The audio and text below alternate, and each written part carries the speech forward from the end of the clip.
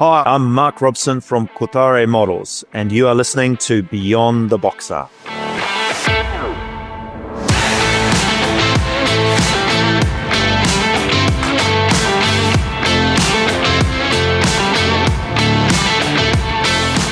Hiya Benchmates, this is Beyond the Box Art, the official podcast of the International Plastic Modelers Society UK.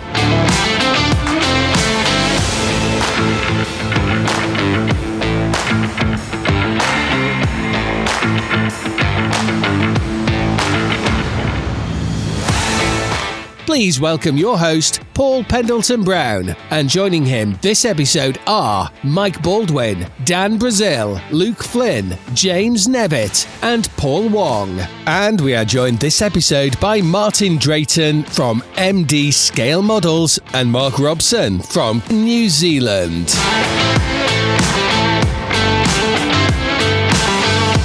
Hello Benchmates and welcome to episode 9 of Beyond the Box Art, the official podcast of IPMS UK. The one place where half-finished models go to multiply and where sensible advice comes with a heavy dose of lacquer fumes. Now, episode 9 is a bit special. We've not got one interview, we've got two brilliant guests joining us. First up, he's the man behind Emdee Scale Models, known for his jaw-dropping builds and that legendary Facebook page where styrene sorcery meets endless humour. It's the legend himself, Martin Drayton. Following Martin, we cross the hemispheres to join our next guest from the land of long white beards and even longer sprues. We're thrilled to welcome Mark Robson from Kōtare Models. Yes, Kōtare, the team that brought us that gorgeous 132nd Spitfire and made modelers worldwide suddenly find room in their stashes where there hadn't been any before. Mark dropped some news on the recently announced 148th Halifax and some exclusives about not only this, but what's coming soon. Before that, we've had a very pleasing message come in on our Facebook from a reclusive OAP we will just call Tim from the city of Bath in the UK.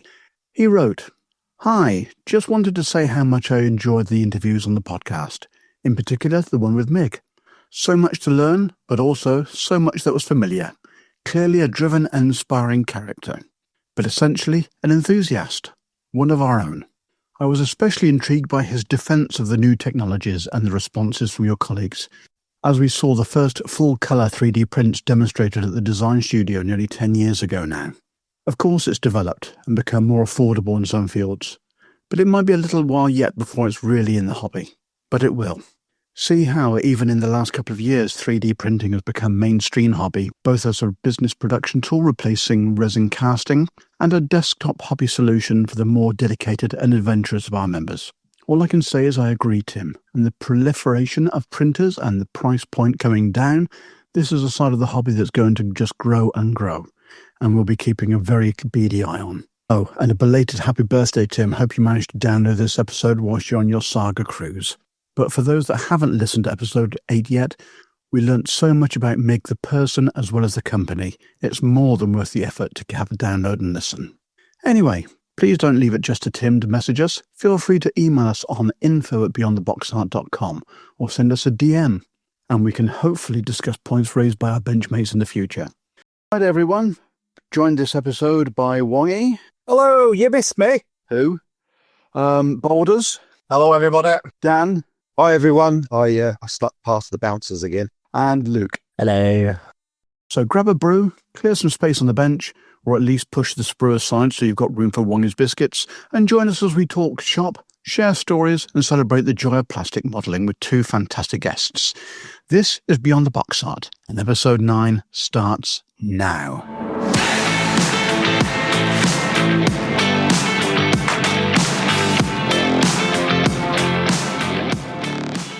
Beyond the Box Art is proudly sponsored by Ammo by Mig Jimenez. For all your weathering essentials, please visit ammo.es.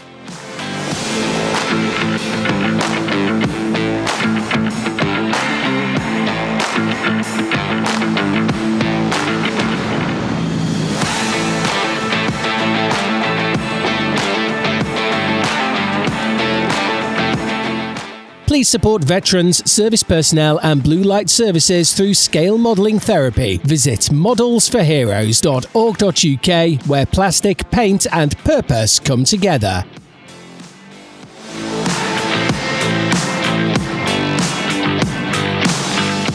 we'll start with what people have got on the bench. And for someone who's been missing in action due to work, we'll start with Luke. Yes, my apologies about that. The joy of work, I guess. But so I finished off my 272nd Edward Miggs on, I believe, Thursday. The video went up on Friday, so if you haven't watched that, maybe go over onto YouTube. Shameless plug that one. I've watched it. It is Mac models. It's Mac models, yes. But anyway, so they are all up and running. So I've had a day hiatus, and I am on to Kōtare's 1:30 so K4, which is absolutely phenomenal. I've been working on it today, day of recording, Saturday, for about 3 hours, and somehow the cockpit is already done. It is just absolutely phenomenal. So, hopefully give me another week and a half and it should all be done. That is the plan anyway, the current build schedule. And what have you been spending your money on since the last time we spoke? Let me just make sure I get this correct and get out my email for brilliant order confirmations. Oh, where's it gone? There it is. Nope, that hasn't gone where I wanted it to go. I've been ordering a lot of random bits and bobs, but the main thing which is standing out to me is firstly the Hong Kong models Boston. That was too good looking to say no to. And quite recently, have any of you seen the Daz Work Messerschmitt P1101? Yes. With the whole engines out and all that stuff. That is the coolest looking thing ever. So I've also picked that up. I haven't got it in the stash yet, but it is en route. So that is all that matters. If that's all that you've been spending your cash on, we shall move on to the next person, Wongy. Oh, hello. As you probably guessed, I wasn't on the last couple of episodes. I've been away. I've been our mank in Hong Kong, funny enough. And with that, I've not done much on the bench, obviously. But I have been shopping. Well, there's an idea. So I did a trawl round, I would say, most of the model shops in Hong Kong. And lo and behold, I spent money. But not a lot of it. That's because your wife was with you. Yeah. And, you guys have seen that she's not best pleased. Oh. But not to worry. But I did say every kit I bought there was far cheaper than back here in good old Blighty. And she believed you. She did. And funny enough, I have examples of these things, including kits which I've never heard of, but they were too cheap to walk away from. So I'll give you a couple of examples.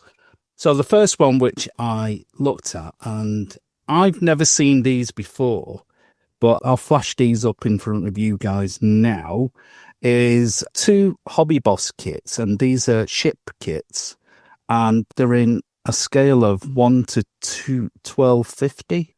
Yeah. Of the USS Harry Hill, or Harry W. Hill, and the USS Arthur W. Radford. So obviously very prominent people in the US, but I just quite like the look of them. And to be honest, a couple of quid each, it would be rude not to do it on the same line, because we've got this 80th anniversary of Tamiya at the Bolton Club at our show, which Mike's busy looking at right now. I bought this for 2 of your English pounds, which is a Tamiya flash trigger. What on earth is that? Never heard of it. There you go. Is that a drag car? No, it's actually a battery-powered jet car. Oh, wow. Yeah. That is cool. I like that. So that was a couple of quid, and obviously you do your research on eBay at the same time. Yeah. And I've seen one for about 45 notes on eBay, and it's like, do I build it or do I flog it? I don't know. It's not really my thing, but for 2 quid, it's my thing. 2 quid? Everything's your thing for 2 quid. So there's that one there. And, oh my God, yeah. Exactly, Luke, exactly. Oh my God. You can't even get a 99 flake for that anymore. Exactly. I also visited a model shop, which you guys might know of. It's called UML, Universal Models Limited. And that shop is effectively Dragon, but they had other kits in there. So they were running a promotion, and I'll show you this now. Dragon produced, back in the day, an Iron Man kit, okay? And this is the one I've got, which is the Iron Man Mark XXXIII. What's that? 33. About 33. 33. Silver Centurion armor. And the lady who was selling it in the shop, who obviously I speak fluent Cantonese, which is any discount, she sold it to me for £6. How much on eBay? Or £6. Funny enough, I think these kits, she said, originally was selling for about £40 back in the day, but because Dragon don't... It was £70 in the UK. There you go, £6. So there's that one. And my final purchase... This is a business masterclass right here, isn't it? Yeah. It is. Jammy Dodger or what? Just wait till I tell you the end bit anyway. This particular kit, right, most people would know the... Oh, God, what they call now, Mike? The old Liverpool firm who used to make it. You know, the alien stuff. Oh, God. The Halcyon. That's the one. Halcyon. Right. Back in the day, Halcyon did a fantastic range of aliens type movie model kits, which went supernova when they actually ceased production. Now, I spotted this funny enough, in a toy shop called Wonderland in Hong Kong. And it's a model 1/12 scale of the Power Loader with Ripley in it. For the you guys who remember Aliens, which is, in my view, one of the best alien movies going, it's the Power Lift Loader which Ripley fights the alien queen. I've just spoiled the film for some people, haven't I? Oh well, never mind. Read about it on Wikipedia. So anyway, this kit, you can't buy the Halcyon kit anymore, obviously, because it's out of production. But this one was sitting on its own, and it was discounted down to £40 from £60. And for those that can't actually see what you're holding up because it's audio only, he still hasn't learned after 9 episodes, it's the Power Loader from Alien. Yeah. So there you go. So that's absolute bargain. And all I can say is it was worth the £1,200 to get there. Yeah, you've had a bargain. So there you go. So that's my shopping anyway. So I bought loads of bargains. The flight tickets were a little bit expensive to get there. That's all. Fair enough. And it's not as if you're going to be going back in the very near future with larger suitcases for a longer period of time. I've had a few people on a certain podcast who've been tapping me on the shoulders. Funny you should say that. Wonder who that could be. Who that could be, yeah. Okay, Mike, what new model have you started since the last episode? I haven't started a new model. It's still continuing with the Mark E conversion. As those can see, I have managed to drill panels out on the bottom lower wing. I haven't done much this week because I go on holiday tomorrow. So I've cleared the bench and yeah, I'll be starting when I get back. So I'll be in sunny Bulgaria for a week, enjoy myself, and then come back and crack on with projects that need to be finished for Telford and the Bolton show for 2026. And again, for those that couldn't actually see what he was holding up, that was an E-wing conversion for a Spitfire in 24 scale that he's working on at the moment. In 24 scale. Okay then, so moving on then, Dan, what have you got on your bench at the moment? 3 projects at the moment, because obviously I can only airbrush at the weekends, so I have to strategically plan building and masking and stuff like that. So the Revel Camel Trophy Land Rover project, I've built all the chassis and the axles, and that's all been painted. The floor pan, the seats, the dash, the sort of internal parts of it, that's all done and weathered, painted and weathered. And the figure that is going to go in there, I've had to adapt him. He's from the, I think it's Master Box, 1/24 scale miniature figure. I've had to adapt him. I think I'm going to have to cut his feet off to get it to fit, unfortunately. But you shouldn't see it because the footwells in the Land Rover are so small anyway. So yeah, that's that. The B17 masked off and all of the olive drab anti-glare parts on it because it's a natural metal finish because it's a late G, and the rear fuselage because it's the Little Miss Mischief boxing of it. So obviously the rear fuselage part was actually from an F, which was painted in on olive drab. Little Miss Mischief was actually made up of 13 parts from 13 different B-17s. Wow. Yeah, so it's The real thing. Yeah, it's a bit of a masking knot. Do you know what? I've really discovered that I don't like masking. It's the one thing. I don't mind doing decals. I don't mind sanding. I don't mind rescribing. But masking, I just think, oh, God, I can't wait to get this done. And anyway, I've chosen something that needs loads of masking. So, yeah, that's fun. And last night and this morning, the little 148 M5 Stuart from Tamiya, that was built and done. I've built it and ready to go. So that's ready for painting. They're just built so lovely. They really are. They're absolutely beautiful things. Ooh. Yeah, so that's that for projects. And purchase wise, I'll be honest with you, I think I need to have a bit of a run up now to Telford. So I'm gonna have to take it easy a little bit because I've got quite a few things on the list now for Telford.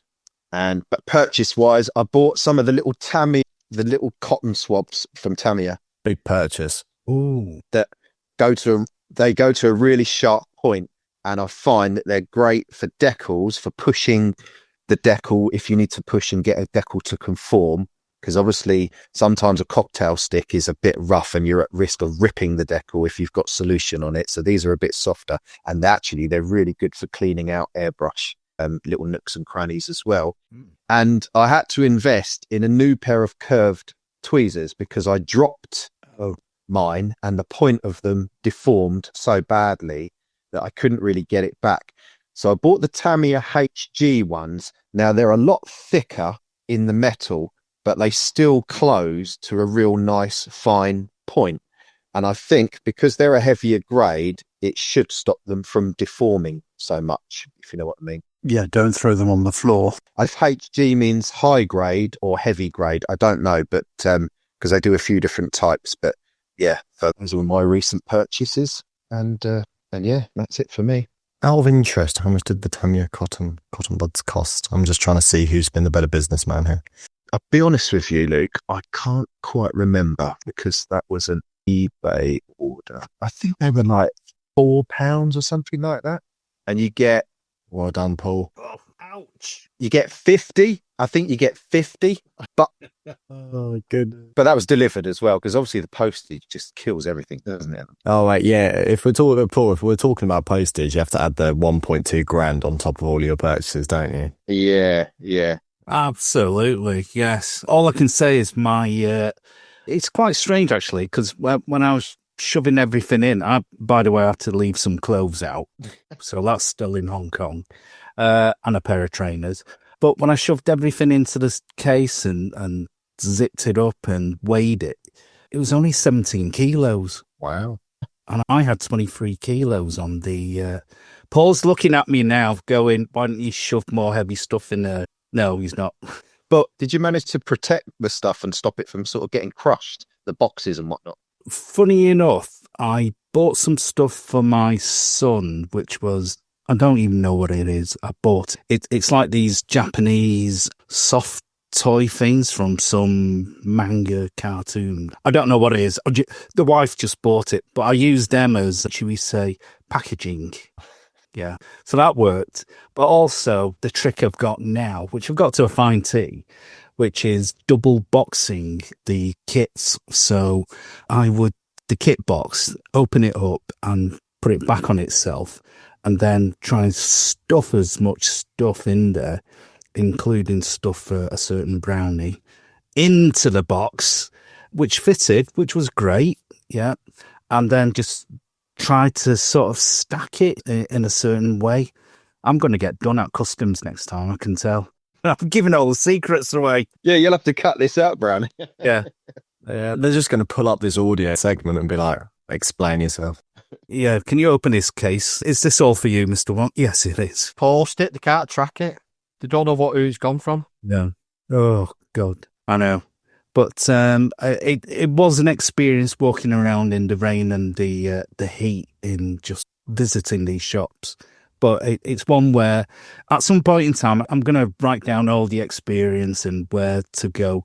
If you guys want to spend that much money on an airline ticket and go out there, at least I can point you out into which hobby shops to look at. When I fly into Australia and New Zealand next time, I'll stop off in Hong Kong for the first time. I've always wanted to do it, but yeah. Do it. All I can say is buy a bag while you're there.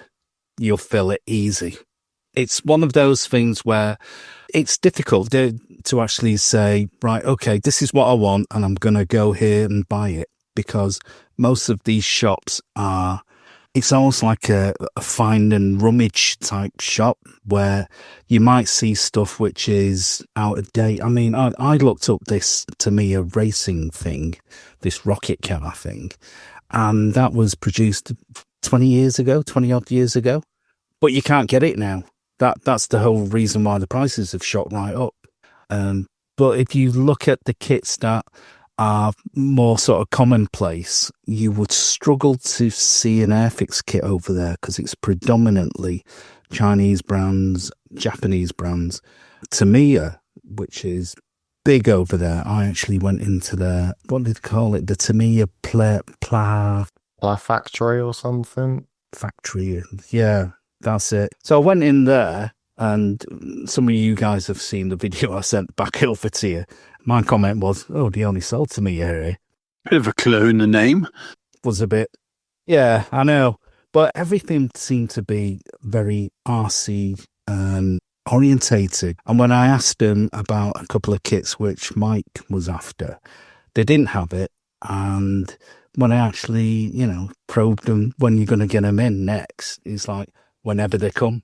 So, hey, that's customer service in Hong Kong. That's all I can say, It's relaxed. It's fine.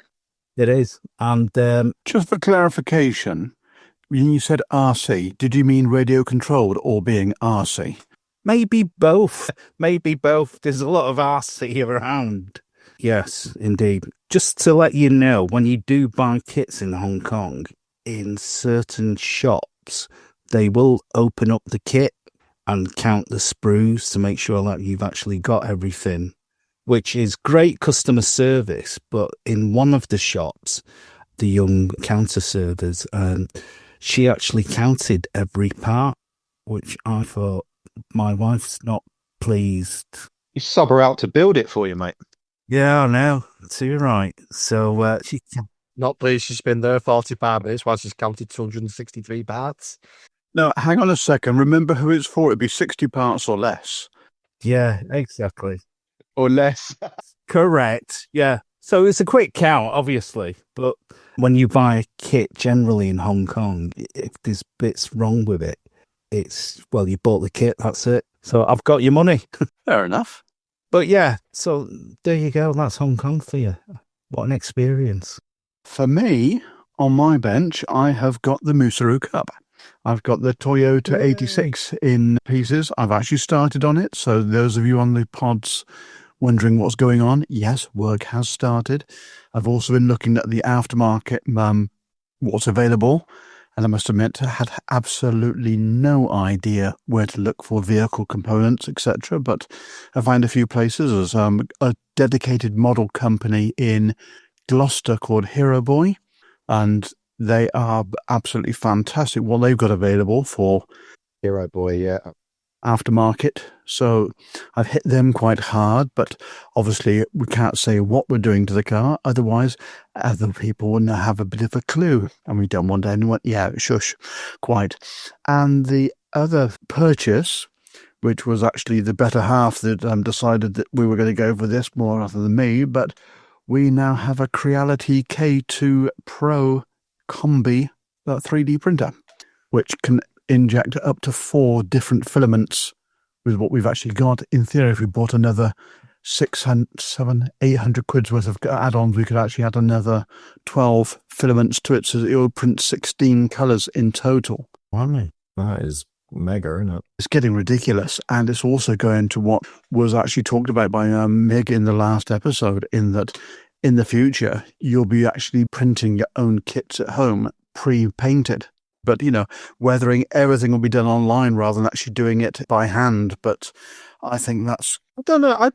When I listened, you know what? I think, look what we all did with COVID. Everyone went back to stuff, doing hobbies. And I think because of the AI revolution that we are in the midst at the moment, I think that talking to people personally, doing things with your hands, doing things in the real world, I think there's going to be a bit of a revival and more love for that sort of thing. I think there is, yeah. I think we're going to we already do, spend so much of our lives digitally doing things that, do you know what? Opening a plastic, for us guys and girls that do this hobby, opening a beautiful, well-made plastic model kit, Kōtare model, or whoever it is, whatever is your thing. It doesn't matter if it's a Gundam, an aeroplane, a car, whatever it is.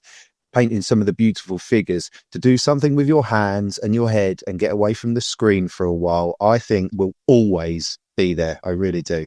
Yeah, definitely. And I think, going back to kind of what Mig was talking about, it very well might happen. However, you've got to think it's probably going to be a niche. We've talked a lot about niches today. You're going to have some people who just love the building. You already have the people who love the building and hate the painting. I'm the complete opposite. I love the painting, hate the building. So it might be a place for it and there will be a niche for it, but very hard to say that the entire hobby is then going to switch, isn't it? It's just evolving, as Mick kept saying. It is, yeah, it's always evolving. Things change all the time, but then so much does stay the same. And I think that's the grounding for it, isn't it? Yeah, I totally agree. Codgers like myself will always stick with what I know. Otherwise, I'd have to go down the path of buying a printer, getting all the mixtures right, getting it all poured, making sure the colours are all in place. And it's difficult just operating an inkjet, never mind a 3D printing thing. You're dead right. I'd rather go with... But you use it to your advantage, don't you? Do you know what I mean? I've got no interest in starting up what I would class as another hobby in 3D printing. But the fact that it's come on so fast and so the clarity and the definition and stuff that you can buy now. And, we all know all these great companies that are in the hobby that you can buy stuff from. If you don't want to do it, you don't have to feel pressured that you need to buy a printer, because there are so many people there that you can buy bits from to enhance your thing. But you can pick and choose. There's nothing wrong with opening up a box and just building out the box. We've all done it. We all do it and we all enjoy doing it. But now and again, we've all got those kits where you think, yeah, I'm going to have a bit of a spend up and I'm going to throw everything at this one. And if it means not buying 2 or 3 other kits and you can buy all of those upgrades and really, really push yourself, because, cutting 3D parts out of the trees and the things that hold them is very different in itself. Cleanup's different. It's another skill to learn, isn't it? Oh, absolutely. I mean, one thing which I found when I was out in the Far East, if I can use that word, I bought one of these Gundam things. I know. It was a pre-finished kit where all the parts were all pre-finished in individually wrapped sections, and all you needed to do was just connect them together, and it was fully articulated. But the finished kit itself was fantastic, just looking at the box illustrations. And I just thought to myself, okay, that's borderline going down Lego, where it's all finished. You just connect it together and it's giving you that instant lift of satisfaction. Yeah. But Luke's right, again, my favourite thing, same as Luke, is to get rid of the build as fast as possible and then use your creative side in terms of how you paint it, if you want to weather it and do all that sort of stuff just before you botch it with the... So it's what I like, that excitement, just in case. Did I actually spray that gloss on? I can't remember. That's old age. But yes, you're dead right. There will always be a place for opening up the box and looking at the pieces and putting them back in the box and shoving it back on your shelf again. I do feel guilty that if you did print it, you got to do something with it then, don't you? It's like too much pressure. Also, printers create a hell of amount of waste as well, in my opinion. I mean, let me just grab my little So I've got a bamboo lab, if anyone knows, and it just creates like these huge, I don't know if you can see that, but it just poops out loads of filament which you can't use. It's like, that feels a bit wasteful. You can't make sprue goo out of that, can you? Yeah, nuggets. No, because they flip it and they're like these weird little poos. Yeah. Well, I mean, it's quite funny to watch it and just laugh and say, my 3D printer's pooping.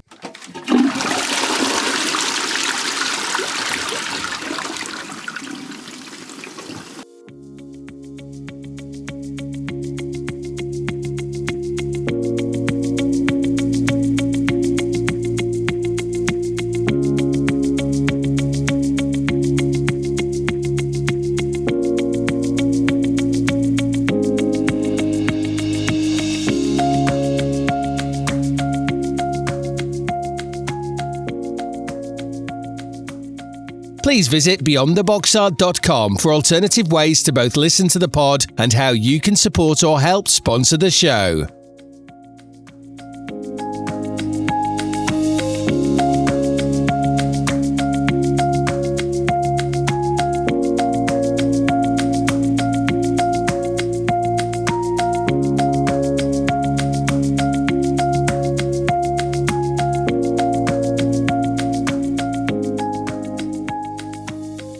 Think you've heard it all? Think again. Follow Beyond the Box Art on the socials for updates that breaks the boundaries, bends rules, and redefines the ordinary.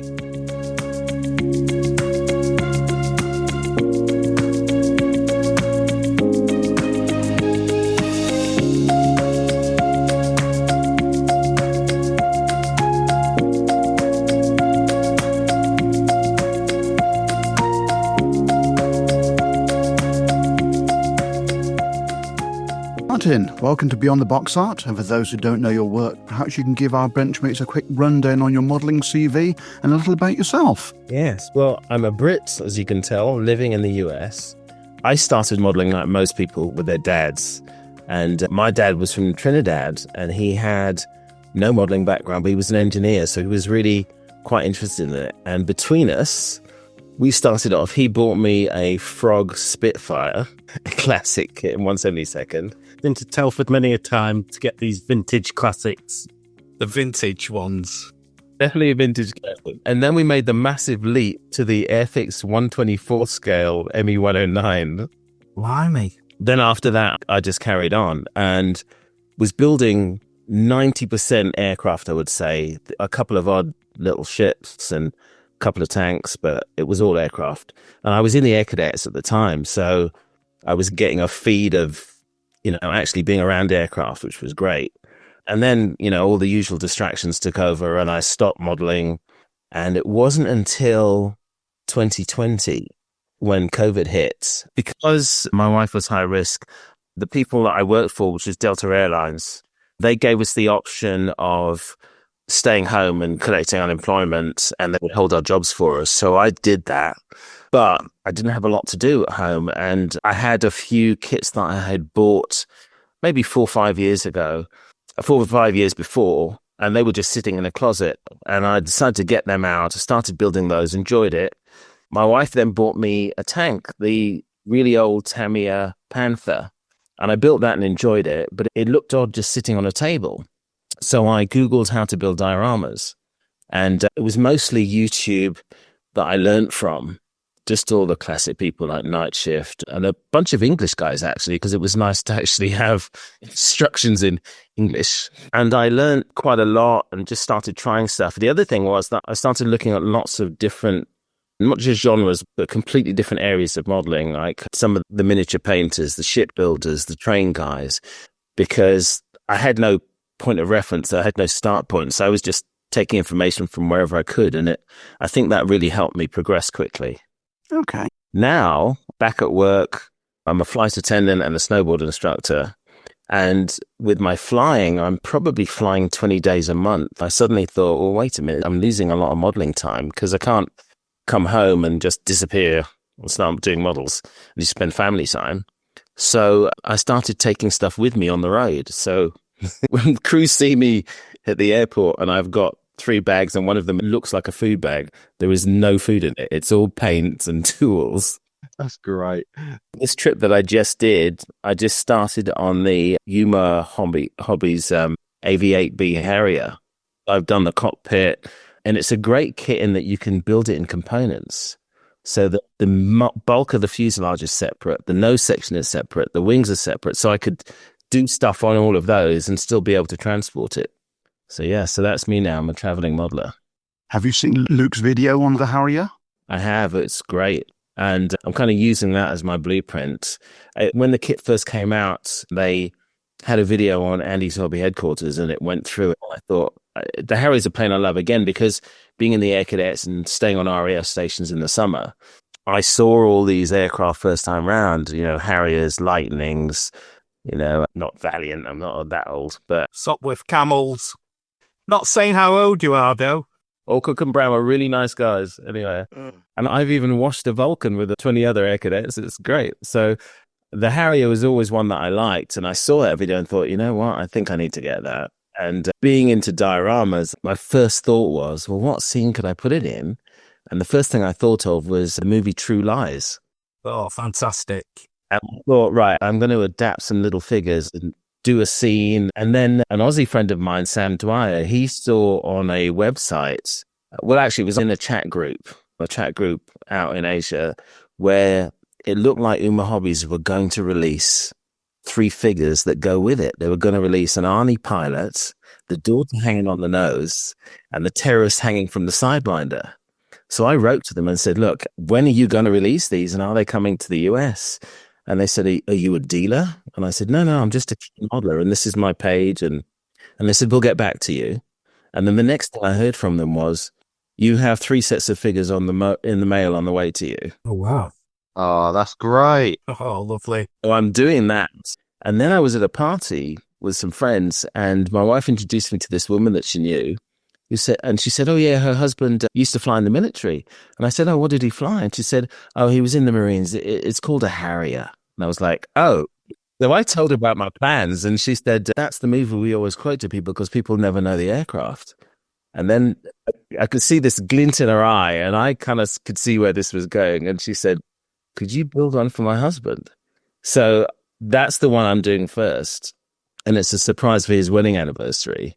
And I've got a little figure from ResKit of a US pilot that's going to be standing in front of it.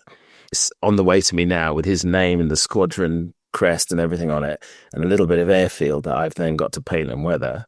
So you're a commissioned modeler now? I've done a couple, but they've just been for friends for nothing.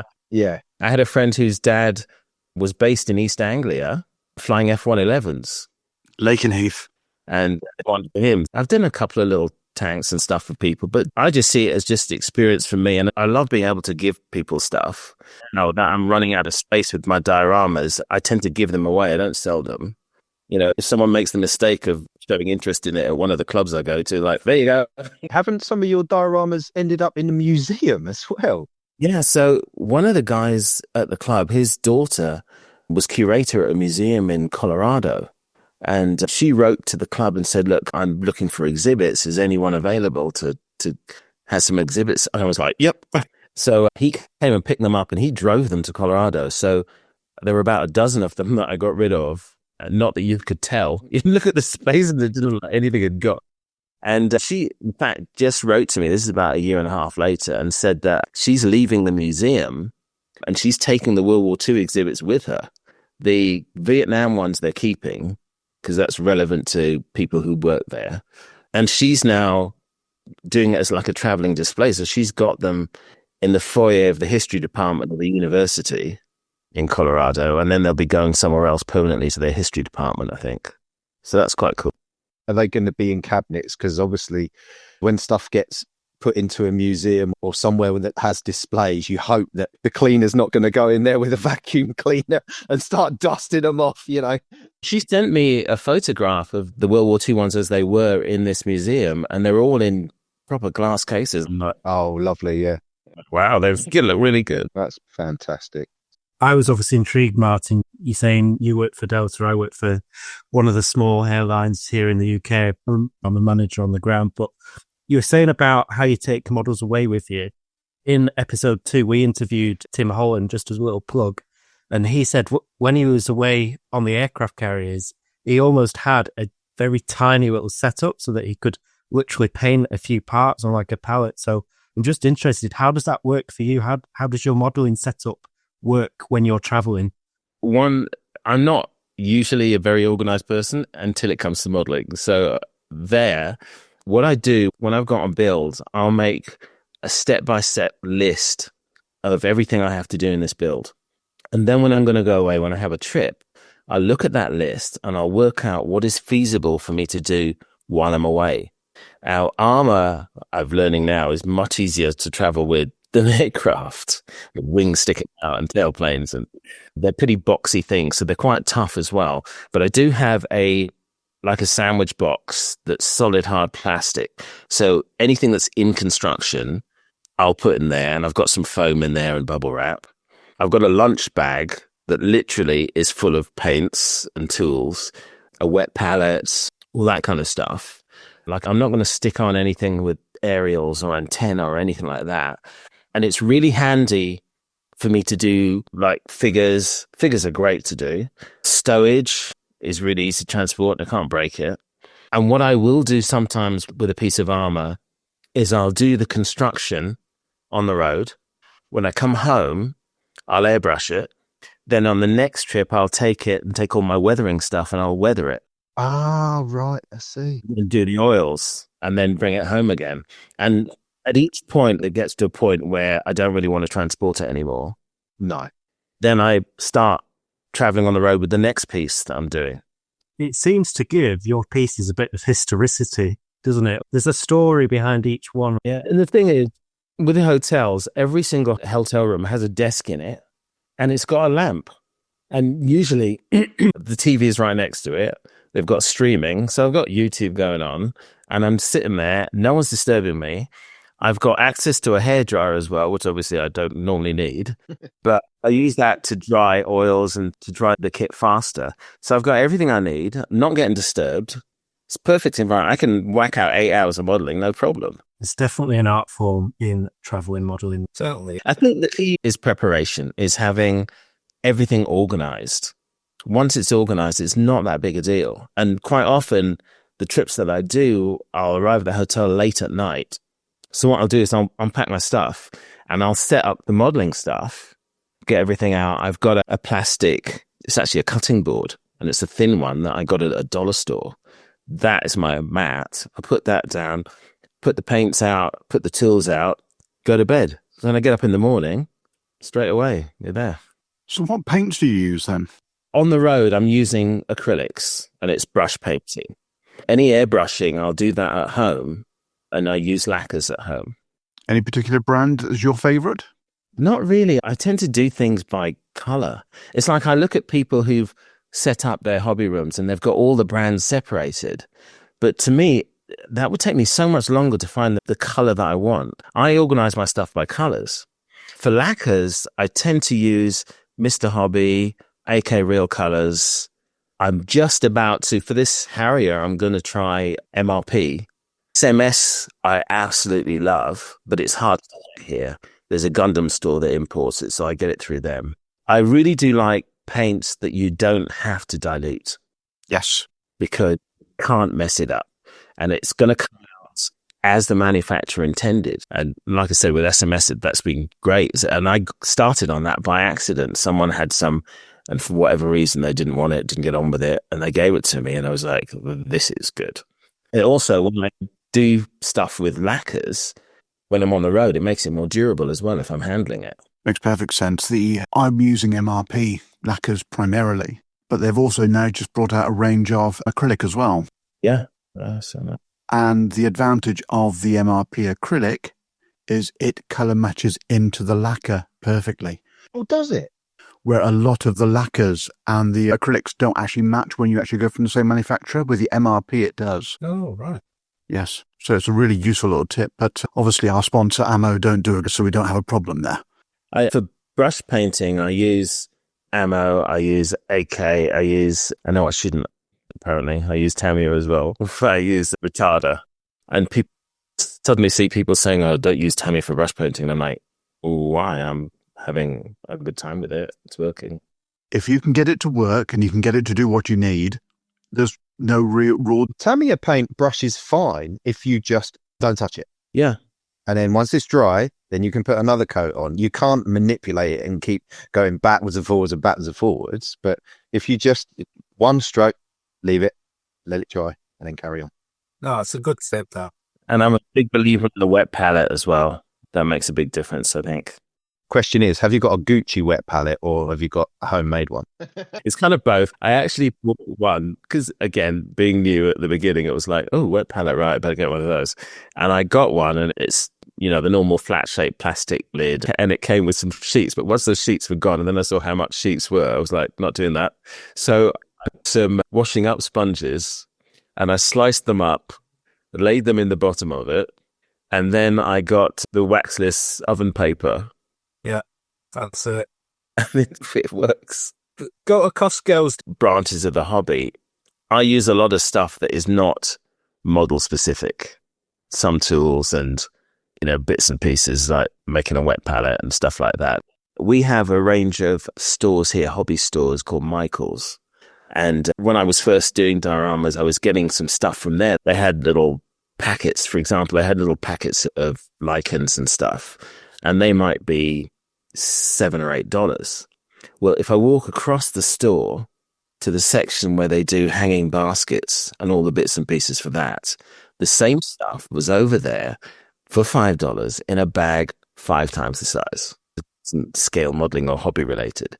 And so, stuff like that is, you can save a lot of money. Yeah. And when you look at some of the things that are sold for modelers, they've basically done the same thing. They just rebranded it. And put the price up. Yeah, I mean, sometimes you're paying for the convenience of it being potted and sized and all the rest of it. Well, just keep an eye out for my brand new Modeller's Digestives and other chocolate biscuits, which I'll be selling on the Wongi brand. Oh, dear. Make sure you tell the boys that just making conversation about that. Oh, God, yeah. It's one of those things where a bit like you, Martin, I did a stint where I had to stay in a lot of hotel rooms in terms of work. And when you start having a cup of tea and you build a couple of things and you've eaten your way through the biscuits already before you even know what's going on. Essentially. Absolutely. Martin, you juggle content creation, building and community engagement. Which of these gives you the most satisfaction? That's a good question. I started my own modeling page on Facebook because I didn't want to be boring my regular friends with this strange hobby that I was now doing. And that's purely the reason I started that. 4 years of that, I've now got 25,000 followers on it.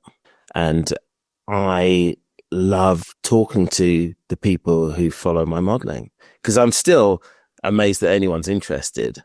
But I'm getting people who are writing and asking for advice. They've got questions about how I did stuff. And my background has had a lot of teaching in it over the years. I'm a snowboard instructor and trainer. I train instructors as one of my jobs. So many jobs I've done in the past have involved a teaching element. So I really enjoy sharing knowledge. And I think knowledge is to be shared. So I do really enjoy that engagement. And I've got people who I would consider friends now from all over the world who I haven't met and maybe will never meet. It's like this thing of ours sort of hobby, isn't it? Yeah. And, outside, you probably don't discuss it with anyone else, but in our own sort of world, yeah, you know who all the names are and you follow all these people and it's so engaging. It's fantastic. It must be so rewarding to do. And it's funny because 2 days ago, I was flying across the country to Boston and I was chatting with the pilot, and I always ask them if their background is civilian or military. And this guy said, "Oh, military." I said, "What did you fly?" And he reeled off a list of aircraft, including the U-2, the spy plane. Oh, wow. And I said, "I know a guy who used to fly the U-2. And he said, "Well, what was his name?" Now, what are the odds? But it's a very specific aircraft. And I told him the guy's name. I said, "Oh, his name's Will. His last name begins with S." And he goes, "Will Skeeters." And I said, "Yeah, that's him." Blimey. He said, well, how do you know him? And I said, we do this scale modeling. And he went, I'm a modeler.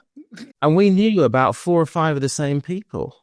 And we're showing each other photos from our phones of stuff we built. It's amazing what sticking bits of plastic together and painting it can do for people, isn't it? Absolutely. And the job that I do, working with the public on aircraft, you need something at the end of the day just to take you away from all of that. And it does that for me. And it's calming. It's serene. It's something I can do that just blocks out the rest of the world and anything else going on. You can just get lost in it. And I realized that I didn't have a creative outlet in my life. And that's given me that back. It's been great. And you can take it with you to work. Exactly. Scale modelling is full of trends these days, from weathering to 3D printing. Which current trend excites you the most, and which one also makes you quietly roll your eyes? On a positive side, there are 2 that really excite me. 3D printing is revolutionizing the hobby. And I'm just amazed at some of the stuff and some of the quality of things that are being produced now, and the level of detail that we can now get on parts that have a 3D shape to them rather than 2D, like replacing photo etch, that kind of thing. I think the only limit with 3D is our imagination. And for me as a diorama person, just the fact that you can now make figures that you really want. You can adapt positions, body positions, expressions, all that stuff. I have some 3D printed figures that are they're mind-blowing. They paint themselves. The other thing that I really enjoy, and it's my favorite part, is the painting and weathering. I think the weathering, because when I was making kits as a kid, just so that the paint didn't wear off, I used to build them, gloss them, so that when I was playing with them, the paints wouldn't come off. So they were just all super glossy. I mean, they'd be stick a gloss varnish on the end of it. But so weathering, when I started back 5 years ago, was completely new to me. I just love making stuff look like it was there, it's been used, it's been beaten, abused. And to me, it's a more realistic way to present a model. Now, you can take it a lot further. People like Adam Wilder, his stuff, people look at it and go, no, it's way too extreme, way too extreme. I absolutely love it. I love the stuff he does. And I love that you can do something like a Luft 46 aircraft or a paper Panzer or American tanks that never saw service. And you can do what if stuff, do whatever you want. There's a guy on one of the Facebook pages where they do, Chris Becker started this flying aircraft in scale page. And one of the guys there did an F-14 as if it had had years of service in the Fleet Air Arm. And it's gorgeous. Really, really cool. Stuff like that I love. I love the what if aspect as well. You know, I'm about to do another aircraft, an F-18 as a CF-18E, as if the Canadians hadn't had an argument with Boeing and they hadn't bought the F-18, laughing, and not gone for the F-35 and just gone for the F-18E for a few more years. So I'm doing it that because it means I can weather the crap out of it too. As for stuff to roll your eyes at, I'm trying to think, because this hobby is great because it's different things to different people. Some people roll their eyes at how much weathering I might do. Other people might roll their eyes at, models being built look like they've just rolled out the factory. I don't think there's anything I really roll my eyes at. It's maybe the only thing would be, like I said, products that are produced by companies that cost quite a lot, and you could go down to your local, hardware store and get that for a fraction of the cost. Yeah. Unnecessary. I think I'm with you on that one, because most people know I tend to live most of my life down at West Horton DIY and pick up their stuff, especially the fillers, because you can use them in dioramas all over the show. Yeah. Ready mix. Yeah, exactly. And I think the only other thing that maybe I roll my eyes at is that when people criticize what you are doing on your build, that it doesn't have this and they didn't use this and they didn't do that. All right, fine. For you, that's important. But for the person building it, maybe it isn't. And they're just enjoying what they're doing. They're having fun. If they want to stick another part on that wasn't really on there, fine. Unless you're going for accuracy in a competition, it's a different matter. But why is it any skin off anyone else's nose? Is your interpretation of what you're building, it's almost like an artist with an old master actually looking on his oils, etc., and there may not have been a Haywain in the middle of that Ford, but I'll put one in. It looks good. Like looking at a Picasso and going, there isn't an ear there. There's not two ears on the same side. Oh. Yeah, exactly. Yeah. No, thanks for that, Martin. So, Martin, do you have one? And if you do, what have you got that's hiding there? I build pretty quickly. It's always been my thing, and that's from a kid. And I haven't slowed down as an adult. And I build stuff that I am passionate about, that I'm really into. I haven't ever built anything where I'm halfway through thinking, I really don't want to do this. So I don't have a shelf of doom. I started off just doing one kit at a time. And with the traveling and getting to a point where I couldn't transport something anymore, that had to change. So I would go 2 kits, maybe 3 kits. And sometimes now with the traveling, I'll be looking ahead a couple of builds and go, I've only got X amount of time at this layover. I could do some figures. So I'll look and see what I've got and I'll take those. So quite often I've got stuff where I'd open a box to work on a kit and the figures are done. So it's almost the reverse of a shelf of doom. I'm actually ahead. I don't have anything that I'm stalled on and is put aside for any reason. I'm actually doing, I can't believe I keep telling you about these aircraft I'm doing. I don't do aircraft, but it's all I seem to be doing right now. But I've got an English Electric Lightning, again, a plane from my youth that was iconic to me back then. I've got that kind of bubbling in the background and I'm trying an all-metal finish for the first time. I've got 2 little figures from the movie, not Heartbreak Ridge. It's the one about Desmond Doss, the US Marine medic. Oh, Hacksaw Ridge. That's it. Yeah. I took those 2 figures to do on a layover. So the figures are done. So they're put aside. I've got to do a base for that. I've got the Harrier that I'm working on. I've got some armor pieces that I'm doing. So they're all in process and none of them are stalled. I'll just take, and that's the good thing. What I find is that I don't get like a loss of mojo because I just change tack. Yeah. You know, slowing me down or I think, I don't know if I want to do that right now. I'll pick up something else. Oh, all right. And that's a good thing about dioramas too, because if you've got a diorama and, you know, you've got to a point with the main vehicle, like, okay, I don't feel like doing that bit right now. Fine. I'll work on the groundwork or I'll work on the figures or I'll work on something else. So I try and treat each diorama, for example, each component as being like a separate kit. So it stops me getting bored. It stops me having a shelf of doom. That's really interesting. Very positive outlook on modelling compared to... Yeah, very refreshing outlook you got there, Martin. I think a lot of people will take something from that. I think you're quite unique if you've not got a shelf of doom. Yeah, I've got nothing on it. I don't have one. In fact, all you've got is a shelf. Yeah. That's all you've got, mate. It's a shelf of positivity. Shelf of optimism. That's what it is. Yes, that's it. I've got a question that leads on from that. I'm guessing that with obviously the network that Delta flies, you must have a list of model shops that you frequent. Do you actually manage to swap shifts if you actually need to go to a certain model shop to get components or spare parts or supplies? I may or may not have done that in the past. Don't admit anything. I found at one point that I was short of balsa wood and balsa bits and pieces.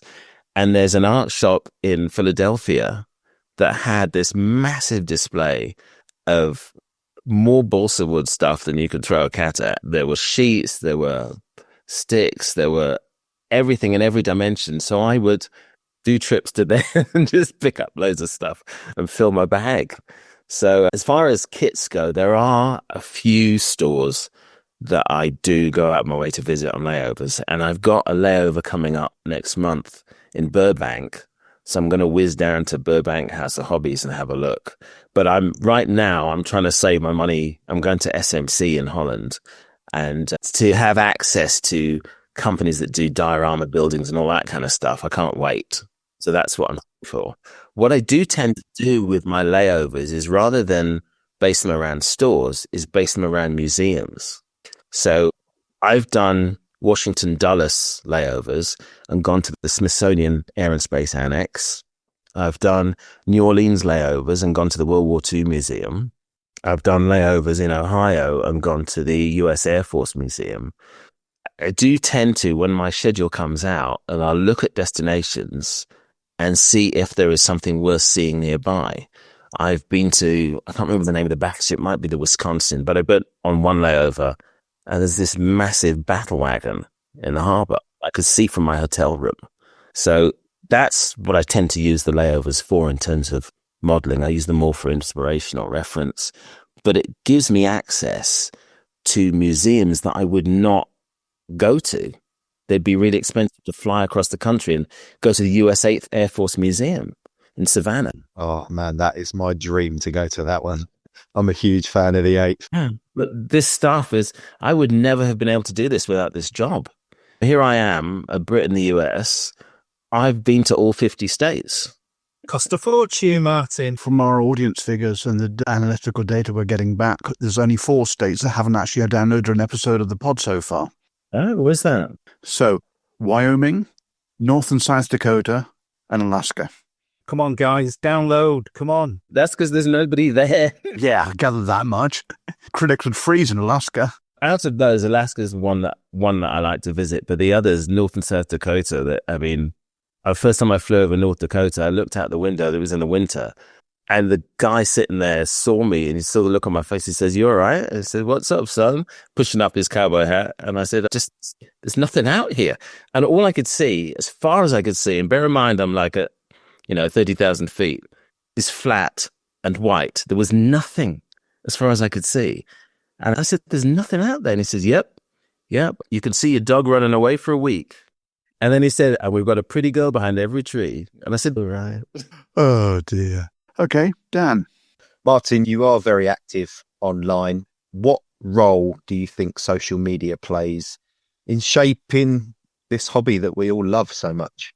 I think one of the main contributors that social media has had to the hobby is sharing information. A friend of mine, Scott Gentry from the Plastic Posse, always says, "Rising tide raises all ships." And it's true. There is so much information that people are passing through social media that would have taken years to find out otherwise, or you never would have. I hear about in the past with people keeping techniques to themselves and not wanting to share information. Well, it's not like that anymore, which is great. I think I've progressed at the rate that I have because of social media, because of YouTube, because of Facebook. All of those things have given me information and give me directions to go in that I would never have found otherwise. Of course, there is obviously a downside to it, and that's the negative Nancys who are picking holes in people's builds. And it's funny because whenever you look at their profile, they've never posted anything. They never do. No. Yeah, they're too busy being negative, that's why. Yeah, it's a big step to put something on social media, because you're saying, right, here I go, press upload and wait for the comments to come in, and hopefully some of them are going to be positive and not too negative. But yeah, it can be daunting. And I see people sometimes say, "Oh, this is my first time posting and I'm a bit nervous." And I will always try and go on and say something positive about it, because I think you should be encouraging people to do stuff, to share their work. And, we all started somewhere. I look at my first build when I started back like 5 years ago. It is a Grumman Panther that I did with gloss enamel blue paint, and it looks like an 8-year-old painted it with their feet. It's awful, but I posted it. People were like, "Oh, good for you. You're getting back into it after 45 years. That's great." And that was encouraging. I think social media can help by that positivity and encouragement and sharing of information. I think it's vital for the future of the hobby. yeah, absolutely. And with YouTube, like you say, the instructional videos and stuff like that, there is nothing on the TV that you can tune into for an hour of someone talking you how they use diorama techniques or how they build a model kit. There was absolutely nothing. Whereas now we all have our own custom hobby channel, don't we? That we can all just tune into whenever we want. And it's great. It really is. It's almost like social media for its intended purpose back in the day, which was building communities, Yes.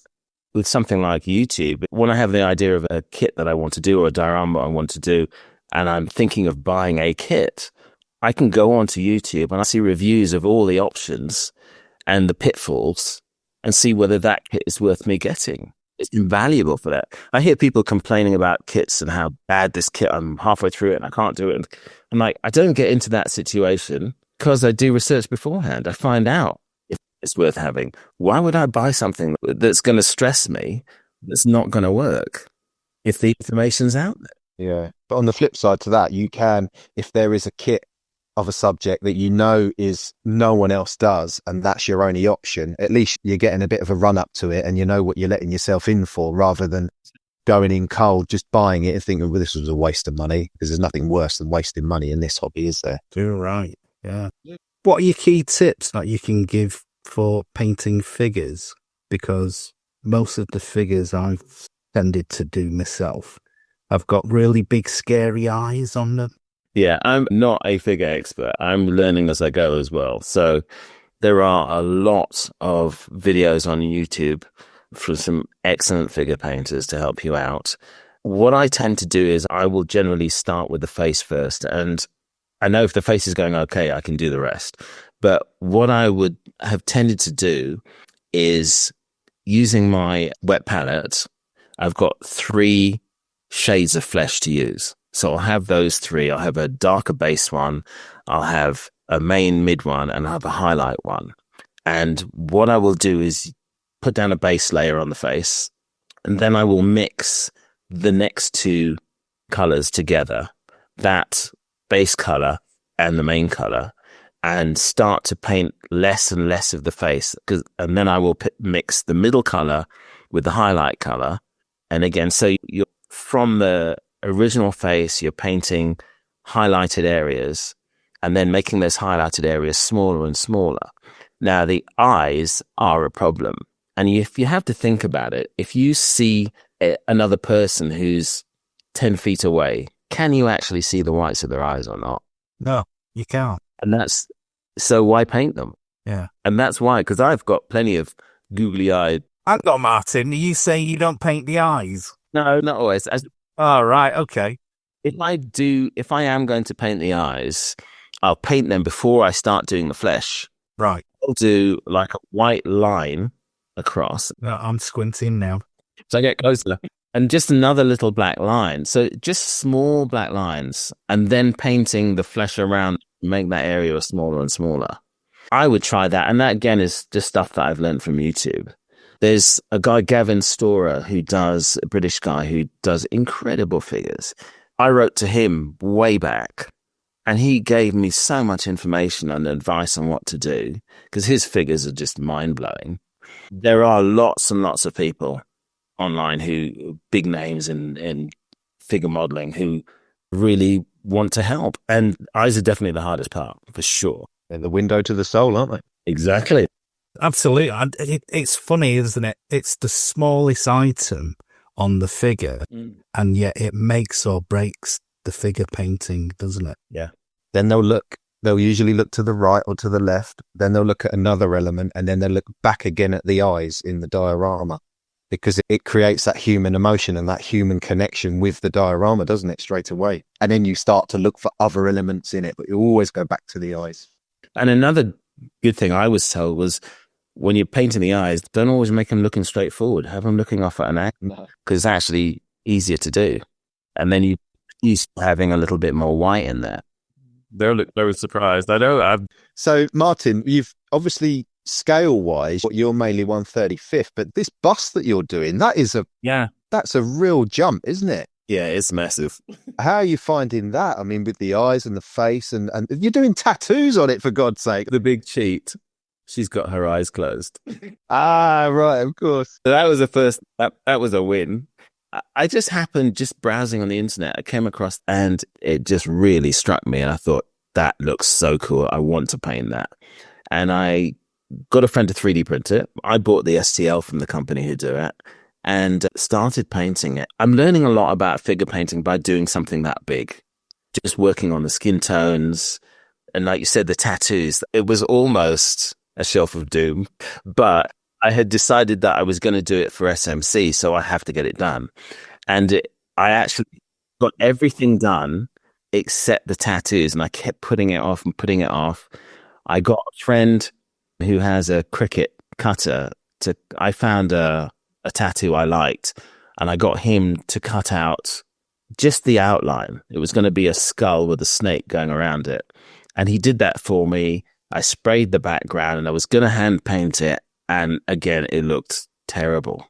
So I put flesh over it and I thought, right, I'm just going to have to man up and paint this thing. So on the one arm, I did tribal tattoos that I copied from a photograph. I drew it in pencil first and then got a fine paintbrush and painted it. And it came out okay. Obviously very dark, because reading, again, going onto YouTube and seeing how people suggested doing tattoos, they said either mix the flesh color with each of the colors you're using, or do a filter over the top. And I went for the latter because I've done that with armor. So I was okay with that technique. And so I did it and then made a flesh wash and it faded it into the skin. I thought, okay, that's one arm.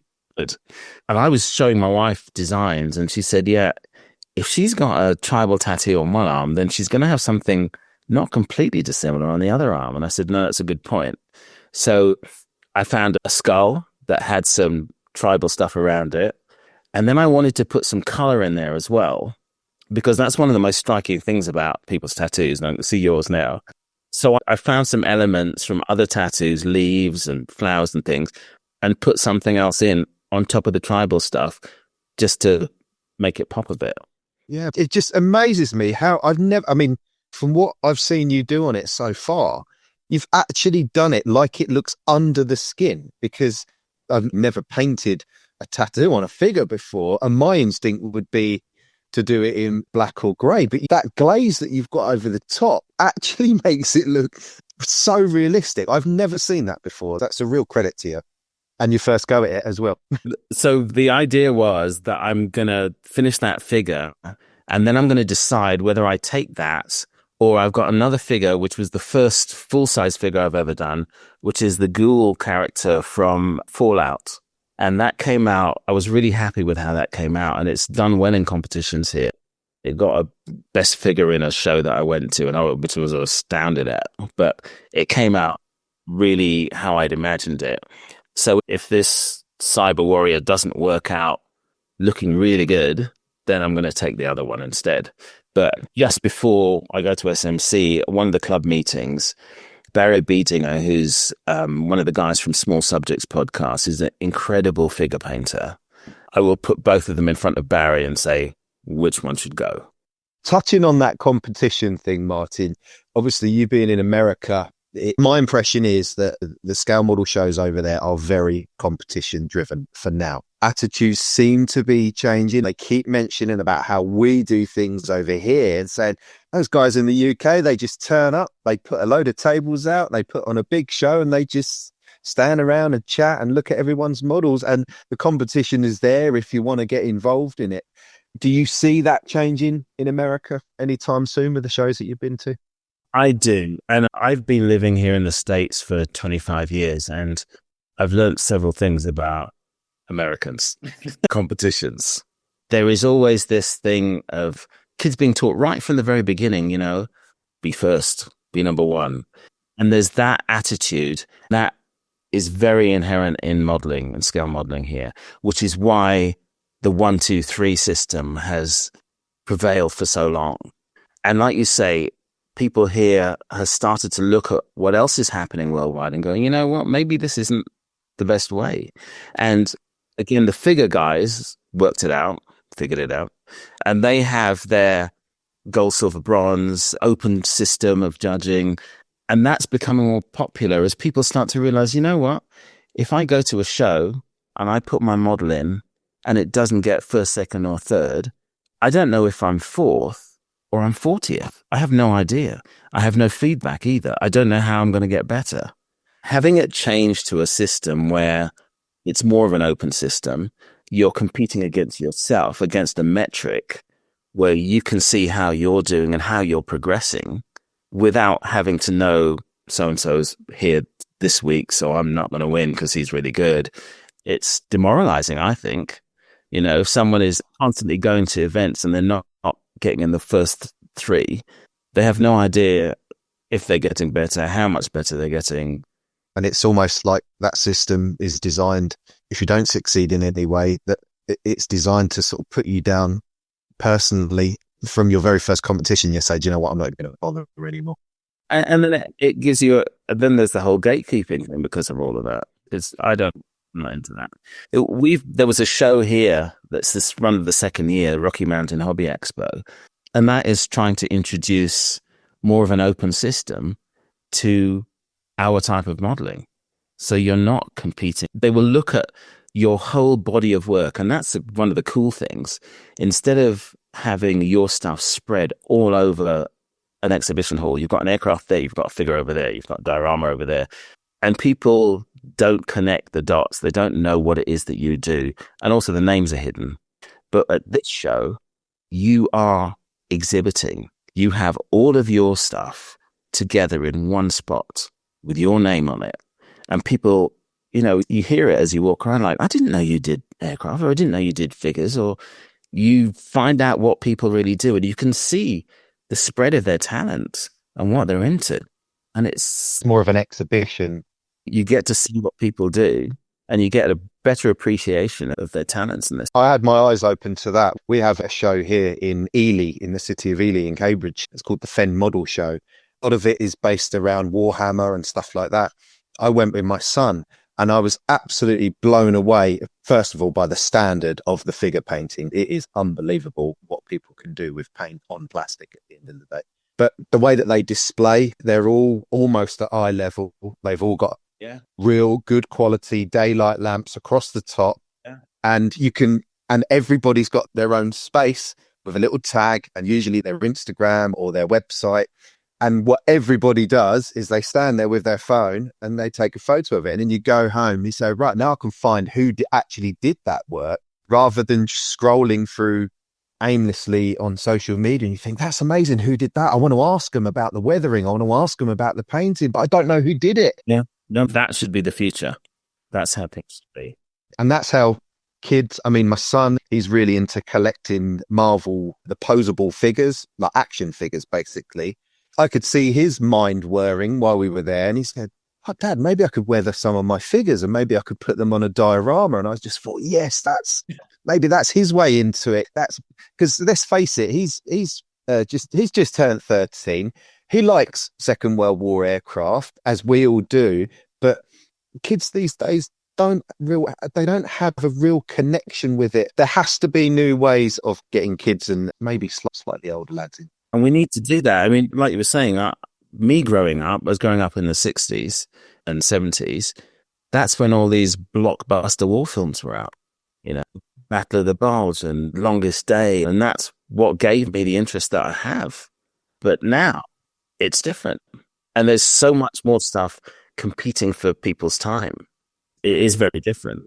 Yeah. In this day and age with AI, and we all spend so much time looking at a screen, I honestly think that scale modelling is in a very healthy place. I do not think at all that the hobby is dying. It's evolving. At the end of the day, there is nothing better than sitting down, using a different part of your brain, the creative part of your brain, and doing something with your hands and actually just zoning out. It's almost a form of meditation for me. Absolutely. And like you say, going to different genres, for me, I think it's improved who I am as a modeler. Like doing some Gundams and doing some ships or doing aircraft. Like right now, I've just pivoted and doing a few aircraft for a bit, and that stops it from getting stale as well. Another reason I don't have a shelf of doom. I switched them. I know, it's full of your dioramas, Martin, isn't it? That's why. You just have that shelf. Yes. Do you find that by creating models of one genre, stopping and then starting a different genre, that helps you to go through, I don't know, learning new techniques as you're going through it? Absolutely. I look at now, so for example, this Harrier that I'm doing, I'm going to do the mottling technique. I'm going to do some black basing, and it's new. It's exciting. That's something I can do. And I've done a little bit of something similar with armor builds, with filters. So I'm using a skill I already have from something else, taking it to something newer to me, developing it more, and then I can take that back to my armor or whatever. So each of these things is I think is a stepping stone of skill learning. And they're all tools that I now have to use. More tools that you have in terms of skills, the more ability you now possess. I guess it's almost like trying to reach nirvana in modelling, isn't it? So that you become, well, once you've hit the master and you become, your second black belt in it. Yeah. It's almost like saying, right, I can do that. I don't need to do it now. I can try something else. Yeah.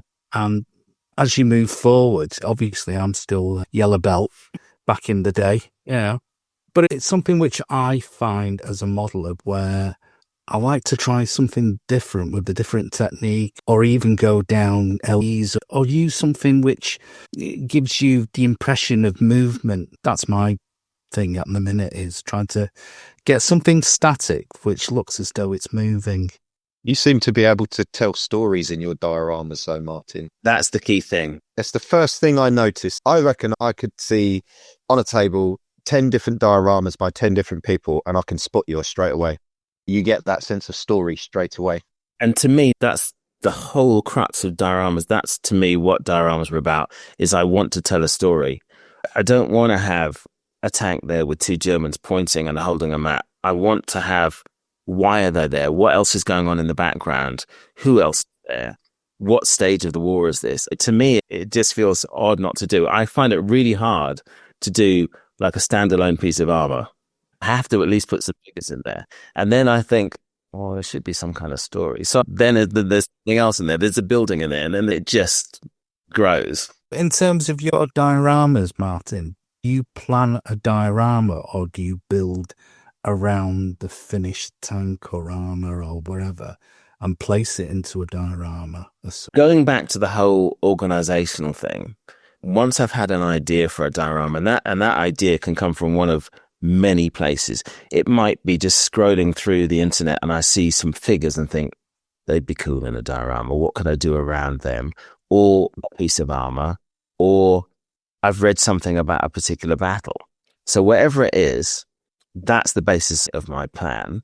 And then I will draw out a rough layout before I even start. And what I like to do, because the way my workflow is just, I need all the components that are necessary for it there. I don't want to start a diorama or a build until I've got everything, because I don't want to stop and have to wait for mail to arrive. That drives me nuts. So you build up all your resources first. If I want to stop doing something for a reason, fine. But I don't want something else to stop it for me.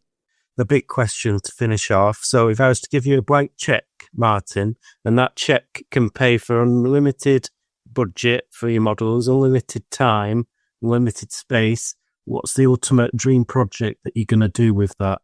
There was one project that I started doing way back, way before I should have even thought of anything like that, was, I don't know if you know the Resident Evil series of movies. Yeah. I was going to do a scene from that, and that came about because I had come across some figures. The figure of the main female character on her motorbike shooting a zombie, and it kind of drew from there. And I had this thing planned out, mapped out. I had all the components. It was going to be 150 zombies. Blimey. With a special forces team. It was going to be 3 levels. The top level, the vehicles were done, where they were driving in and going with the story. There'd been an outbreak. People were turning into zombies. There was elevators. There was computer rooms. There was labs. And I had all this sketched out. All the figures were done. And then I started looking at it and thinking, I won't even be able to get this out of this room, let alone take it anywhere. This thing was going to be about 4 feet tall by about 3 feet wide. I even bought all the light kits. There were going to be flashing lights for the elevator and explosion flashing lights in the background. Oh, you got to do it. You got to do it. So that's... Got to do it. Build it by the window. I've got to work out some way of splitting up the floors so that I can get it out of the house. But I know... You've got to get it out of the hotel, mate. But a more realistic one that is happening is a Battle of the Bulge scene. And the Bulge is probably the campaign that interests me most out of everything else in World War II, because I spend a lot of time working in snow. I can appreciate what it could have been like being in that situation, sleeping outside in a hole, wearing cotton with people trying to kill you. Just blows my mind that they were able to do that. So I've got a scene of one of the bridges with Piper's units coming across. I've built a couple of the vehicles already. I've done quite a few of the figures already. It'll only have 50 or 60 figures in this one. Only. I've got the vegetation. I've got just about all the components. And I'm gradually, every time now and then when I've got a bit of spare time or not sure what to do, I'll do a few more figures. But this scene is going to be pretty big. And underneath the bridge, we'll have some American soldiers hiding. On the top of the bridge, you'll see some Germans dressed as MPs who are waving these troops through. And these Americans underneath are saying, what are these MPs doing? That must be Germans. So that's the whole scene. There are lots of iconic photographs from that battle of Americans surrendering, Potto after an ambush lighting a cigarette and got some American bits and pieces. All of those figures that people will recognize are going to be incorporated into the scene. They'll all be in different places on the scene. Some of those guys might be riding a tank on their way to there. Americans who were surrendering. The guy who was supposedly responsible for the Malmedy massacre, he'll be there. So it's not a real scene, that's something that happened, but just it's full of Easter eggs. All these characters that you will recognize will be dotted all over this diorama. So that's going on in the background all the time. The one that's going to happen. It needs to happen. It sounds fantastic. Yeah, too right. Yeah, got to do it. Well, Martin, I'm conscious of the time, and obviously you have an appointment, unfortunately, because we could carry on talking for hours, literally. But thank you very much for your time this afternoon, this morning, this afternoon, this evening, whatever time it is with you and us, as we're all over the shot. And hopefully you'll come back on again and be a frequent visitor. I'd love to. This has been so much fun, speaking to people in my own language, my people. My people! Absolutely, with us. Thank you so much for inviting me. I didn't think anybody would want to hear what I had to say, but thank you. No, you're very welcome. And you've got such a story to tell. We've only just scratched the surface, literally. If you're happy, we will exchange schedules. And whenever you're available, you're more than welcome to actually join in with us. Oh, thank you. Okay, with that, thank you very much, Martin. And we will speak to you again in the future. Cheers, Martin. Absolutely.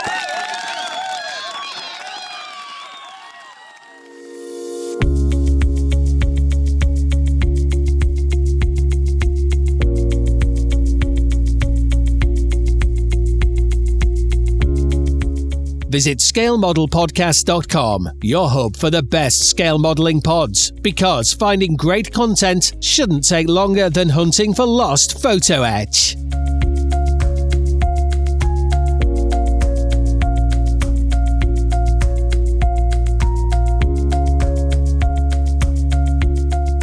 Welcome to another Rivet Counters Minute, brought to you by Matters of Scale. Today we're diving into the iconic XB70 Valkyrie.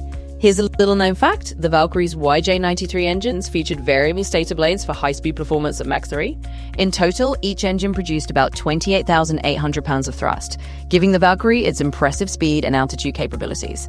Now we're excited to offer a brand new 148 scale engine set for the popular HPH kit, complete with all 6 engines and their intricate mounting framework. Later this year, we'll also have a 1/72nd scale set for the Italeri AMT Valkyrie kit, so you can replicate that power in different scales. Visit us anytime at www.mattersofscale.com for more details. We're excited to announce our new partnership with Inside the Armour, better known as ITA3, an established UK brand known for their high-quality scale model upgrade parts. These parts are designed in the UK and printed in the USA by Matters of Scale, saving US buyers on shipping and tariffs. We're now offering ITA3's 148 scale upgrade parts for the FX Jaguar, like exhausts, landing gear, and seats, plus many other fantastic additions on our site. When it comes to ITA3 parts, they truly stand out for how detailed and well-researched they are. These upgrades are designed by scale modelers for scale modelers, which means every piece is carefully fitted and tested to ensure it fits perfectly in the kits they're meant for. All the fine details are beautifully sculpted in 3D and rendered to perfection. These parts are truly top-notch. Visit us at www.mattersofscale.com to explore the full lineup and let us know what else you'd love to see.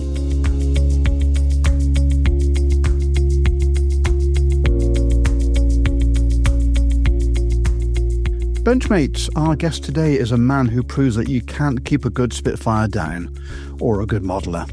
From the ashes of wingnut wings, he's built Kōtare models into one of the most exciting names kits today, with a philosophy of accuracy, simplicity, and pure modelling joy. He's given us Spitfires that are as close as you'll get to the real thing without a Merlin engine in your shed. Please welcome the founder and guiding hand of Kōtare models, Mark Robson. Welcome to the pod. Good morning from New Zealand, and thank you for having me. Yes, and I should mention that, in fact, it's Saturday evening in the UK and it's Sunday morning in New Zealand, so we almost need a time machine for this interview. And thank you very much for getting up early for us. It is appreciated. So, Mark, can you tell us how Kōtare Models came to life and what personal vision you had for the company when you founded it? Okay, so we all know the Wingnut Wings story. New Zealanders are very proud of Wingnut Wings and the legacy that they created. Peter Jackson, the owner, Richard Alexander, the manager and driving force, and lots of really talented designers. So it was a big shock to us, I suppose, as a modelling community in New Zealand when it was shut down in 2020, just as COVID hit. And at that time, I owned a model shop, which I don't own anymore. And I had experience as being a shareholder in a company that distributed Hasegawa in New Zealand, the Hasegawa brand. So I had retail knowledge and distributor knowledge. And I thought the other part of that is manufacturer. I approached Richard, who took a really big risk. Actually, he moved from Wellington to live with me here in Auckland so that we could work together. And I sent him a list of 80 subjects in 4 scales that I thought would be good for our first kit set, as we say in New Zealand. And none of them was a 32nd scale Spitfire Mark I.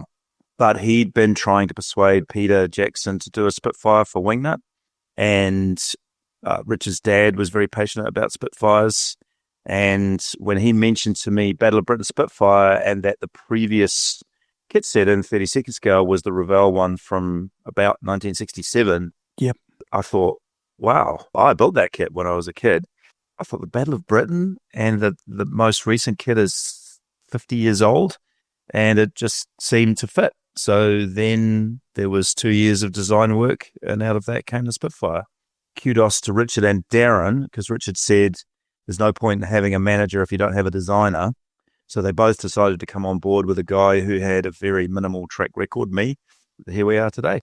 Obviously, you've moved on from the Spit and you've announced the Hurricane, which I'm looking forward to.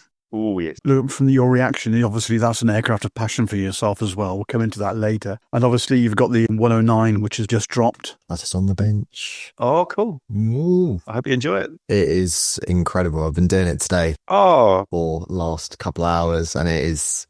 Oh, it's so cool. It is just such a cool kit to put together. The main thing, which is, I'm going to hopefully not go on too much of a tangent here, but the main thing which is standing out is the instructions. They're just awesome to have in a model kit like that, intricate and detailed. And yeah, it's brilliant. But anyway, sorry, keep on going. that's okay. That's all right. As you can see that Luke is quite a bit younger than the rest of us by a considerable margin. And he's got more hair. Yeah. Yeah. He's got more hair than the rest of us put together. Yeah, the mullet is doing great over here. Oh dear. That's wrong on so many levels. Many of the Kōtare team were involved with Wingnut Wings, as you said. What lessons, good and bad, did you carry forward from the experience into the new company? That's quite a tricky question because I'm not a multimillionaire. And so one of the things we had to carry forward was trying to figure out which were commercial subjects, because until we're a little bit more mature as a company, I can't really take any big risks. So I spent a lot of time quizzing Richard, who is extremely discreet and very, very closed mouth about the Wingnut Wings experience, which is only right and proper. So we were trying to figure out which Wingnut Wings kits sold, and then figure out whether that World War I market could teach us anything about a World War II or more modern market. So we delved into what subjects sold, what didn't, and their Lancaster experience was very instructive in terms of the massive amount of design time behind a 32nd scale bomber, which is why I've had to apologise to all the people when we've announced the Halifax that there was just never any chance that we could afford to do that in 32nd scale, and probably never ever, barring a lottery win. So, yeah, part of it was the commercial aspects, almost like what not to do. And then the things that were very positive were the customer experience. What Luke was just explaining there, taking the instructions to another level, ease of build, accuracy of research. Richard is an extremely gifted researcher, can see more in a photo than anybody else I know, and how to take detailed information from 1940 and turn it into a really enjoyable, buildable kit in 2020s. So the people who enjoyed building a Wings kit, if they're able to also enjoy, say, World War II, are going to have a very similar experience with our Spitfire and Messerschmitt and Hurricane coming up. So a little bit of what not to do, but also lots of what to do and amplify, if you like. The instructions for the 109 are sort of my baby, so all the mistakes are mine. And they've just followed the Wingnut Wings pattern, really, which is as many original photos as we possibly can put in, try to make it foolproof and enjoyable. Yeah, so enjoyable build. Just to expand upon it slightly, I think when Wingnut Wings came onto the market, it was a complete game changer in the amount of reference material in the kit that you actually got, which is above and beyond what you get anywhere else. That was the key thing which I found with Wingnut Wings kits. So going forwards with your company and the kits there, if it's following along the same path, that's a brilliant thing. Richard, the instructions for Wingnut Wings are really down to Richard. He had the vision. He's, again, very discreet about what influence Peter Jackson had, but I've coined a term, because I'm a veterinarian and we're trying to work to the philosophy of what's called evidence-based medicine, or EBM. I've coined a term amongst our group, evidence-based modelling. Now, what is the evidence that the Spitfire codes look like that, or that the undercarriage position indicator was red? Each fact that we know, in inverted commas, about an aeroplane from 1940 or 1930 or 1960, is it true? Richard really teased out that supermarine green interior color for the supermarine built Spitfires. That's not the classic aircraft grey green that we all know from building RAF models most of our lives. So he's really pushed the boundaries of the knowledge, and I call it iconoclastic. All Spitfires were so-and-so. Well, maybe they weren't. So the instructions are our way of presenting our evidence to the modeler for what we think the aeroplane looked like. But we always say, this is our evidence. It may not be correct, especially interpreting black and white photos, which we all know is a minefield. So, thank you. I'm pleased to know that people think the instructions are in the same league as Wingnut Wings. I must admit, when I was getting back into the hobby, I decided instead of actually building something that was mediocre, I would go for the best. And the first aircraft I put back together after a gap of nearly 30 years in the hobby was the Kōtare 1A, the Spit. Oh, wow. And sat down, looking at the instructions, looking at how it was actually put together as a kit, rather than actually, you just split the fuselage left and right. No, you actually put the fuselage spine was one piece, so you didn't have the joint, etc. And the thought that has actually gone into that design of the aircraft was absolutely brilliant. Thank you. So it made it so simple, but also the control runs, given the details for that, although you can't see much of it, from my side of it, knowing that they're there, is absolutely brilliant, and I thoroughly enjoyed it. To the fact that I've got every other model of a Mark of Spit that you've actually produced so far, and the 5B, which is the one that I really need for my collection, which is, I'm sure we'll come on to that later on, but yes, I just can't wait. All of the Spits are definitely going to be in my wheelhouse to actually go forward with. But you saying about the cockpit green, the supermarine green, that was a complete eye-opener for me from my past. One of the airfields that I worked at was a place called Popham, which was owned by the property millionaire Charles Church, And he had a facility where he actually had, at Micheldever, 7 Spitfires that were under restoration to flying, along with a walrus under the guise of Dick Melton, who was the person for Spitfires. A lot of the 2 seats that are flying today all have the influence that he actually put into that build. The walrus is still under restoration at Duxford, but Dick, unfortunately, is no longer with us. But the information, he was actually showing me, different sections of a cockpit green that don't take what as being, you're told in kit instructions, as being gospel. And he was absolutely right. And the first time I saw it in print was in your instructions. Oh, that's very rewarding. Richard would be proud of that. And yeah, cool that you came back to modelling with our kit set, because slightly off topic, but Richard maintains that we could get a complete newbie to build our Spitfire. They could build our Spitfire.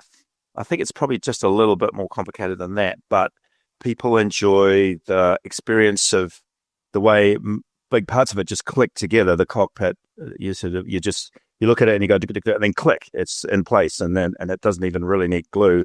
Yes. And the wing fillets, we debated about those, but you sort of need that different wing fillet for the wireless hatch on the left side, and they just click in. So it should be an easy experience.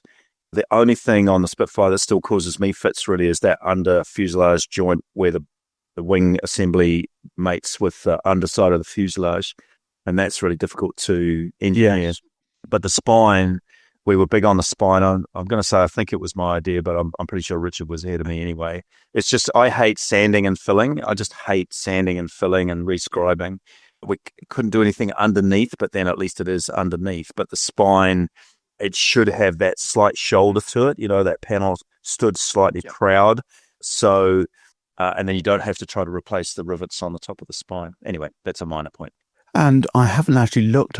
You've just reminded me of something that Dick showed me on a real Spit, was that the actual tail section was at a slight angle to actually counter the rotation of the torque of the engine. So where you actually would expect the tail to be literally a 50-50 split for a fuselage, it's actually angled on the fuselage. It's not square on to the actual spine. Wow, you just taught me something. I didn't know. Yeah, the Merlins are canted to one direction, whereas the Griffin tails are actually canted slightly to the opposite direction because they are rotating the opposite direction. Yeah, because they are rotating the other way. Yeah. But yes, it's just a case of, it's just a joy to put together I won't say as a newbie, because I was into the hobby years ago, but it was a case of coming back to it. I just thought, why start with something complicated? Start with something that is well engineered and actually ideal to actually get back into the hobby. And also the other master stroke with the kit is the undercarriage, in the way they're actually into the wings, that you cannot get the angle for the gear wrong. There's no way to actually cock it up for even like an idiot like me to do. So yes, the whole thing, it just shows that there was a lot of thought went into the design of the model. Yes, the undercarriage is a trick. And I was just recently at the show in Melbourne, the Model Expo, and we had the 109. Richard was there ahead of me, and he had a built-up 109 just not painted. And I picked it up to show a modeler, and he hadn't even glued it together. And the wing assembly fell off the fuselage, but then I just clicked it back in. And then he said, "Oh, take the undercarriage out." So you click the undercarriage out, click the undercarriage back in. You don't even need to glue it. And then the flats on the wheels are molded at the right angle. So it's possible, I won't tell you how many times the design was fettled as the test shots came in from China. It'd be like a millimeter here, half a millimeter there. But I'm glad you had that experience. That's really pleasing. Okay, in that case, we'll go on to the next question. Luke. Yes, I mean, that whole kind of context that we've just kind of gone through the Spitfire is actually quite helpful for this question, at least. So the question is, Kōtare often talks about a simpler, more modeler-friendly design philosophy. How do you strike the balance between accuracy, detail, and accessibility? Pardon me. That is also a really good question. In the discussions, so Richard and I were living in the same place. I'd be at work and he'd come home and say, what have you guys done today? Darren was in Wellington. They spend a lot of time online with each other, even though Richard's now back in Wellington. So it would be, how can we get away with as few parts as possible which is partly a cost thing because every part, adds costs to the mold. It's not a simple thing, that equation, though, as everybody writes in the magazines. The difference between 100 parts and 110 parts probably isn't $10,000 or something like that. But still, how many parts can be molded in one? So the Messerschmitt and the Spitfire, the cockpit, is surprisingly simple to produce a surprisingly complex outcome. And so Richard's got an amazing 3D mind. Darren just thinks in 3D all the time anyway, because he's a CAD designer. So they can look at the photos, look at the drawings, and in their heads is the shape and the orientation of all those cockpit parts, to trying to make it as accurate as possible, paintable, but also quick to put together. And I've had my first experience over the last 18 months with working with a designer on an upcoming subject, which I'm sorry, Paul, I'm not going to tell you about.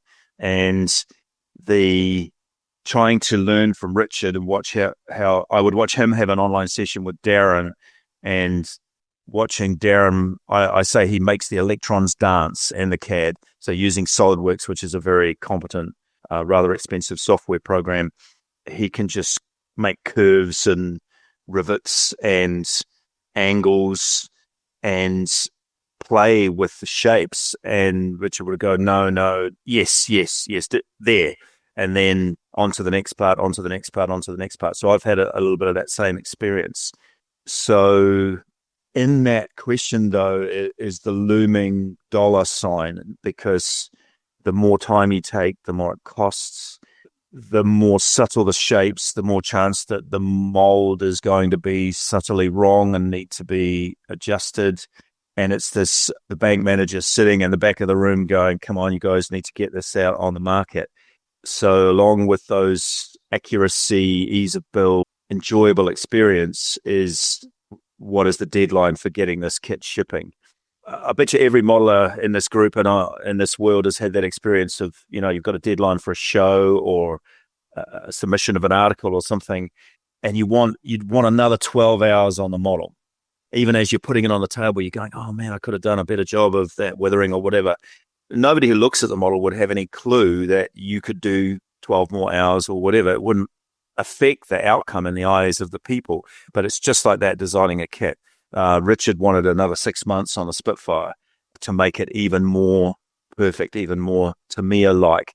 And we were just like, no, we've got to put it out as is. And thankfully, it's been a good outcome. But that's happening with every kit we do. It's like, oh, can we do that again? And we were making changes on the Messerschmitt a week before they started producing their parts. So it's always about trying to get as close to perfect as possible, understanding that you're never going to actually get there. Does that answer that question? Yeah, no, it definitely does. I mean, everything you've said there, as I've literally just been making the K4, it all makes sense. I've just finished off 2 of these little 70-second MiG-21s, and I think they've somehow got more parts than the K4. And it's like you can fit a MiG on each side of the wing, which is great. But for me and how I like to model it, and I'm almost convinced most modelers in the world, they'd prefer to have a model of that sort of scale, which is only made up of 4 sprues, and it is quite easy and just goes together. And it's good that you mentioned about the whole painting side of things as well. That feels really thought out in the model. I mean, the cockpit today, it's like done, and it's like I've spent 3 hours on it. How is it already done? And another thing whilst we're on it is that the decals as well for the instrument panel, having each of the individual gauges put out, it was so great, especially as you now have all of the Quinta Studios sort of stuff on the market.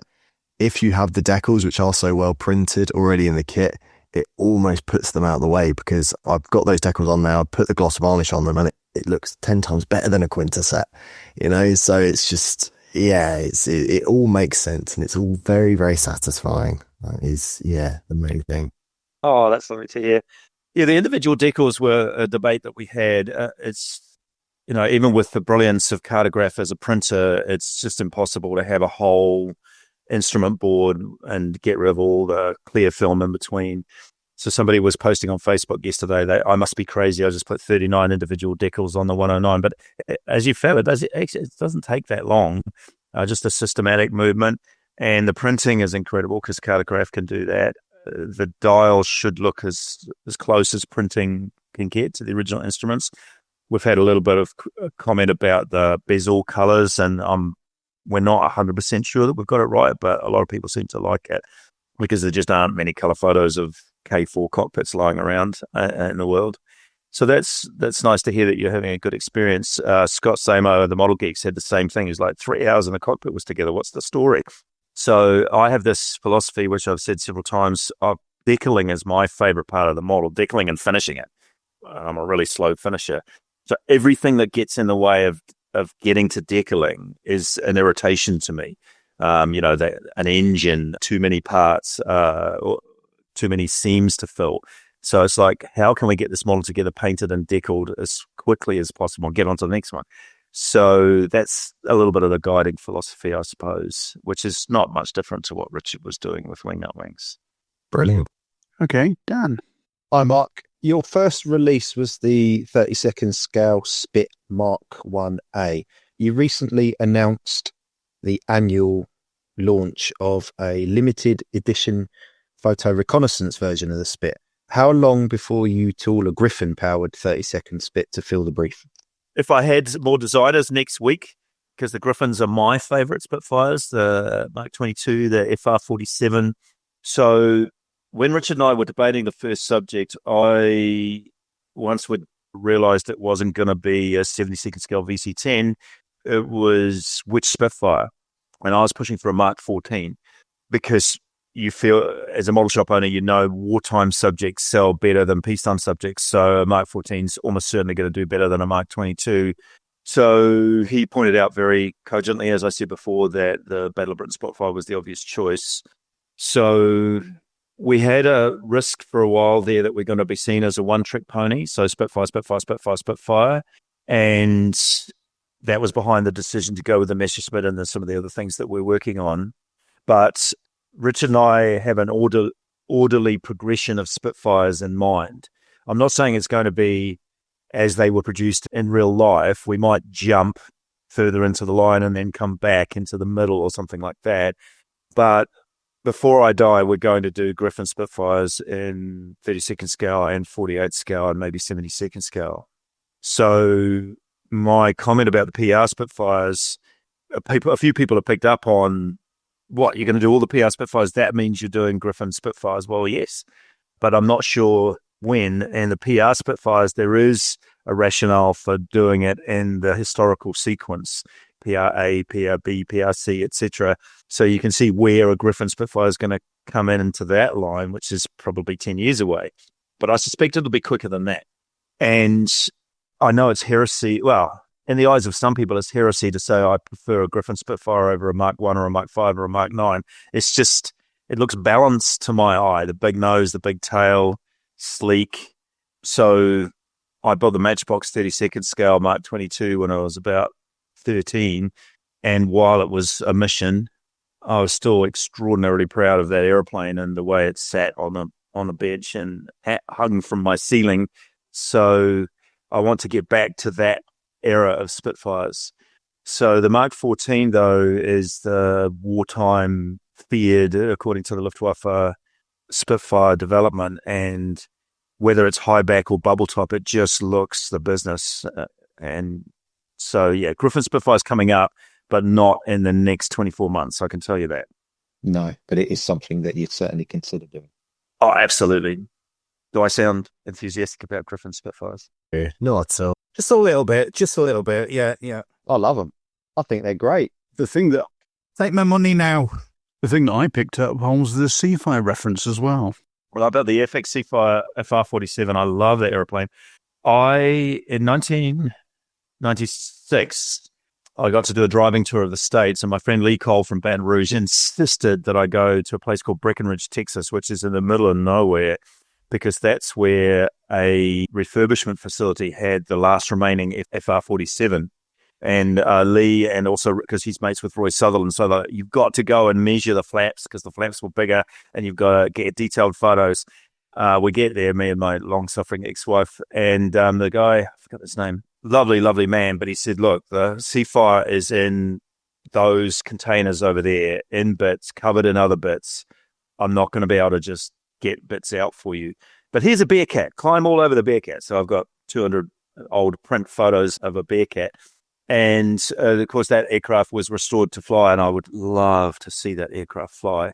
It hasn't flown very much, but you could argue they took the Spitfire too far, and we all know the FR-47 was really not really suited for carrier warfare in Korea in the middle of winter, but what a machine. And, yeah, so we'll be doing Seafires. That's probably the first time I've said that, but it should be, I think, fairly obvious. If we're going to go through Spitfires, you're going to have to do Seafires too. So maybe the first Griffin Spitfire will actually be a Seafire. We'll see. There's a shout. Hot off the press. Don't get your hopes up. There's nothing. Yeah. Well, you can't dangle it like that in front of us. Yeah, why not?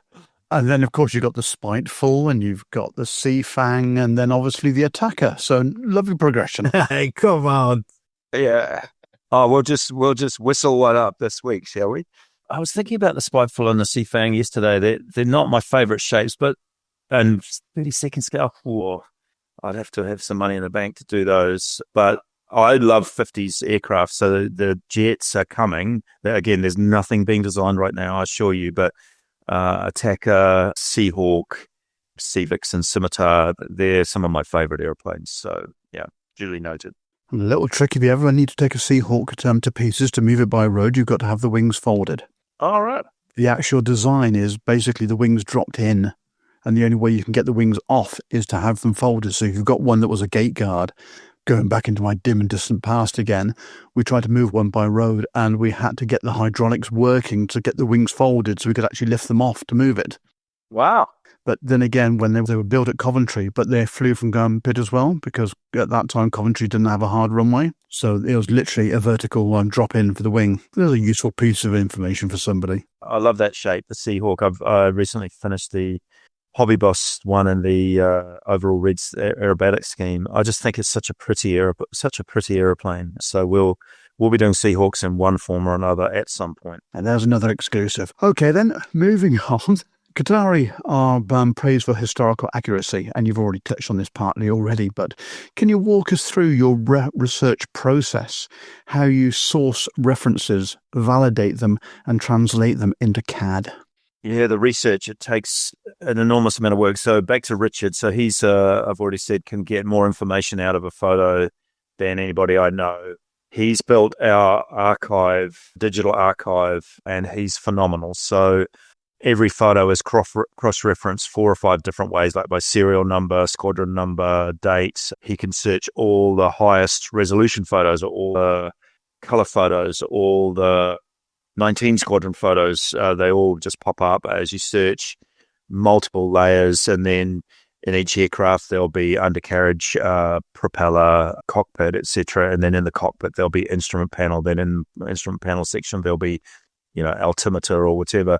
So it's just this magnificently structured archive, which I need to learn how to do now for one of the subjects we're starting in the next week or two, because I'm responsible for managing it. Because I've tried to learn from Richard. Kōtare is my retirement income, my retirement enthusiasm. So I need to learn everything that he can do, and I'm not very digitally orientated. So organization of the images is crucial. Finding the images, he definitely keeps his secrets. He finds photos and he won't tell me where they came from. With Wingnut Wings, he developed a worldwide network of people who, supply original photos and information. So for instance, the Halifax project, one of the reasons we're constructing it the way we've constructed it, which is inviting people to join from day one, is we need all that information. And so as soon as you announce a subject, people send you stuff. It's very kind. People take time to send you a photo, and maybe you already have that photo, maybe you don't. Maybe it's a higher res version of a photo that you already have, or a different angle. And so some of the information gathering is systematic and driven by Richard. Some of it is just random. Somebody sent me an email yesterday with some plans of the Halifax. Just they saw the announcement. They like, you might be interested in these. I'm like, great, thank you very much. Excuse me. So that all has to be integrated into, have we got enough? do you have, like that old modeling question, do you ever have enough references? And in building a kit set, designing a kit set, you can't have too much, as opposed to building a model where sometimes you get like, oh my God, I can't reproduce this. Books, where I'm still old fashioned. Richard's not that much of a book user, but I'm a avid book user. So in my living room behind me, because I'm currently living by myself, my partner and I live separately, so I can have books everywhere. There's my big pile of Halifax books. So I've been accumulating Halifax books, well, for 40 years, but in the last few months it's been intensifying. So I use books a lot. And then the real aircraft. So we've been lucky with the Hurricane. We were gifted by a very kind gentleman a LiDAR scan of the finished Hurricane Mark 1.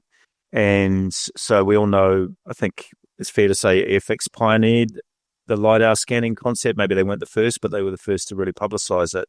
And it is massively helpful. It saves weeks of design time. We're not going to say we're only going to do aircraft that we can LiDAR scan. That's not the case at all. But if we can get a scan, either commission the scan ourselves, which we've done, or somebody has a scan already and can sell us it or give us it. So that's almost like a promo for people out there listening to this podcast. If you have LiDAR scans of aircraft that you think we might be interested in, please drop us an email. And then, how should I go? Yeah. So I've got a very good friend and tennis buddy who's invested in the company. So he's part owner of the 109 design, for instance. His name is Mark Grover. And he's an engineer, I won't say for who. And shall we say he's organized for the company to buy a very high quality LiDAR scanner. And one day, quite soon, we're going to get access to it. And we're going to start off by scanning a car or something like that. So we learn the technology. And then you'll hear on the internet, the Kōtare team were at Ardmore last week scanning the, I don't know, de Havilland Hornet or whatever they're refurbishing down there. So we're going to go out and do our own LiDAR scanning with eventually our own scanner, because they're going to be as big as a phone soon enough, and you'll put them on a drone and you'll fly around an airplane, and 10 minutes later you'll have a LiDAR scan. So we'll be going around the museums of the world scanning left, right, and centre. Does that answer that question? I've sort of gone off on a little rant there. I think you've covered it more than capably. Okay, so we now have the latecomer, Mike, if he wants to go with the next question. Kōtare is known for being a close-knit team. How do you and your designers, toolmakers and researchers collaborate across different parts of the world? I mentioned before that Richard stayed in my house for quite a while we were getting the company going. So I watched him working with Darren, who was in Wellington. And interestingly, even though Richard's moved back to Wellington, they still tend to work online. And they've just developed this relationship. They knew each other, of course, very, very well from the Wing Up Wings days. But Richard can interact with Darren on the screen and via a digital connection almost as well as when they're sitting in the same room together. We are hoping, I'm jumping ahead now, we are hoping to have a design office in Wellington maybe later this year. We're hoping to get more designers on board. And so we want to have a collaborative environment, because Darren tells me that back in Wing Up Wings days, there was a certain G to having the designers and Richard in the same room.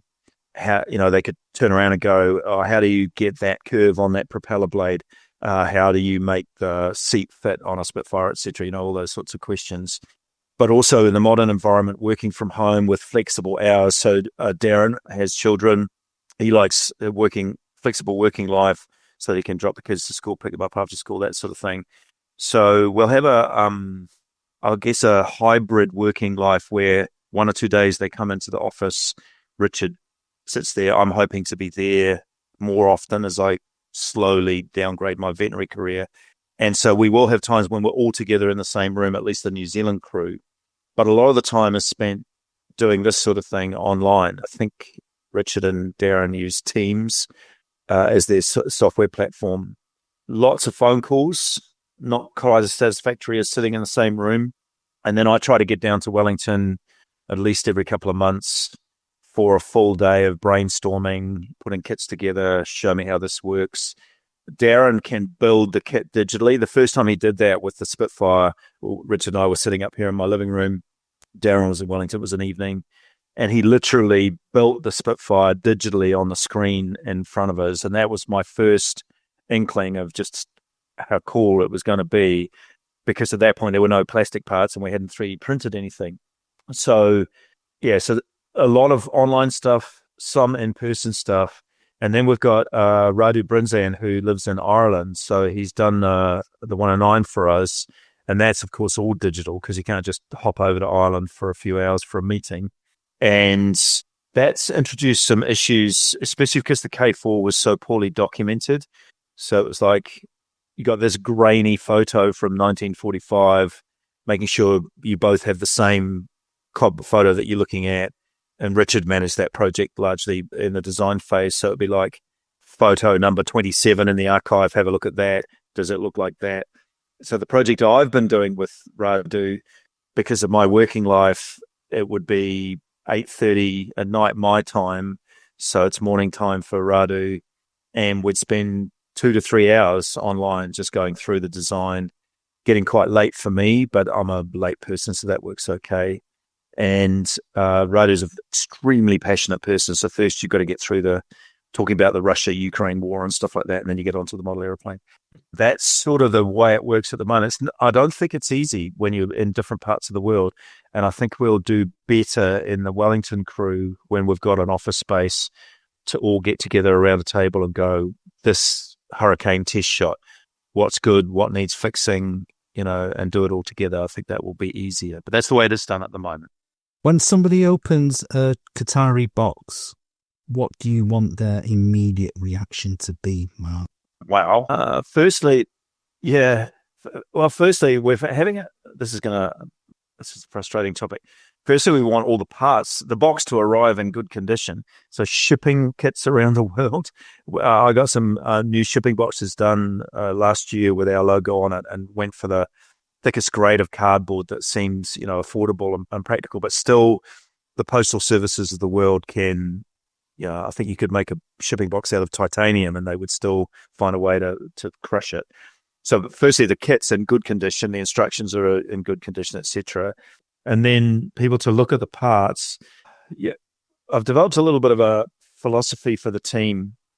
I call it WWTD, which is what would Tamiya do? So I want people to have an experience opening our box top that the same thing I get when I open, say, the Tamiya F-14 Tomcat, which is, wow, look at the beauty of those parts, the finesse of the detail, the nice feel of the instruction booklet, the clear parts, the transparencies being crisp and really, really clear, and the feeling of wanting to get started on it. Okay, this is jumping to the top of the build queue, or I'm not going down the pub tonight. I'm going to sit at home and start building this airplane. So hopefully all over the world, people are opening their 109s, having some of those feelings and carrying that into actually finishing the model. So I guess the initial feeling of wow, and then I want to get onto this, and then I want to finish this. That sort of sequence of feelings with one of our kits.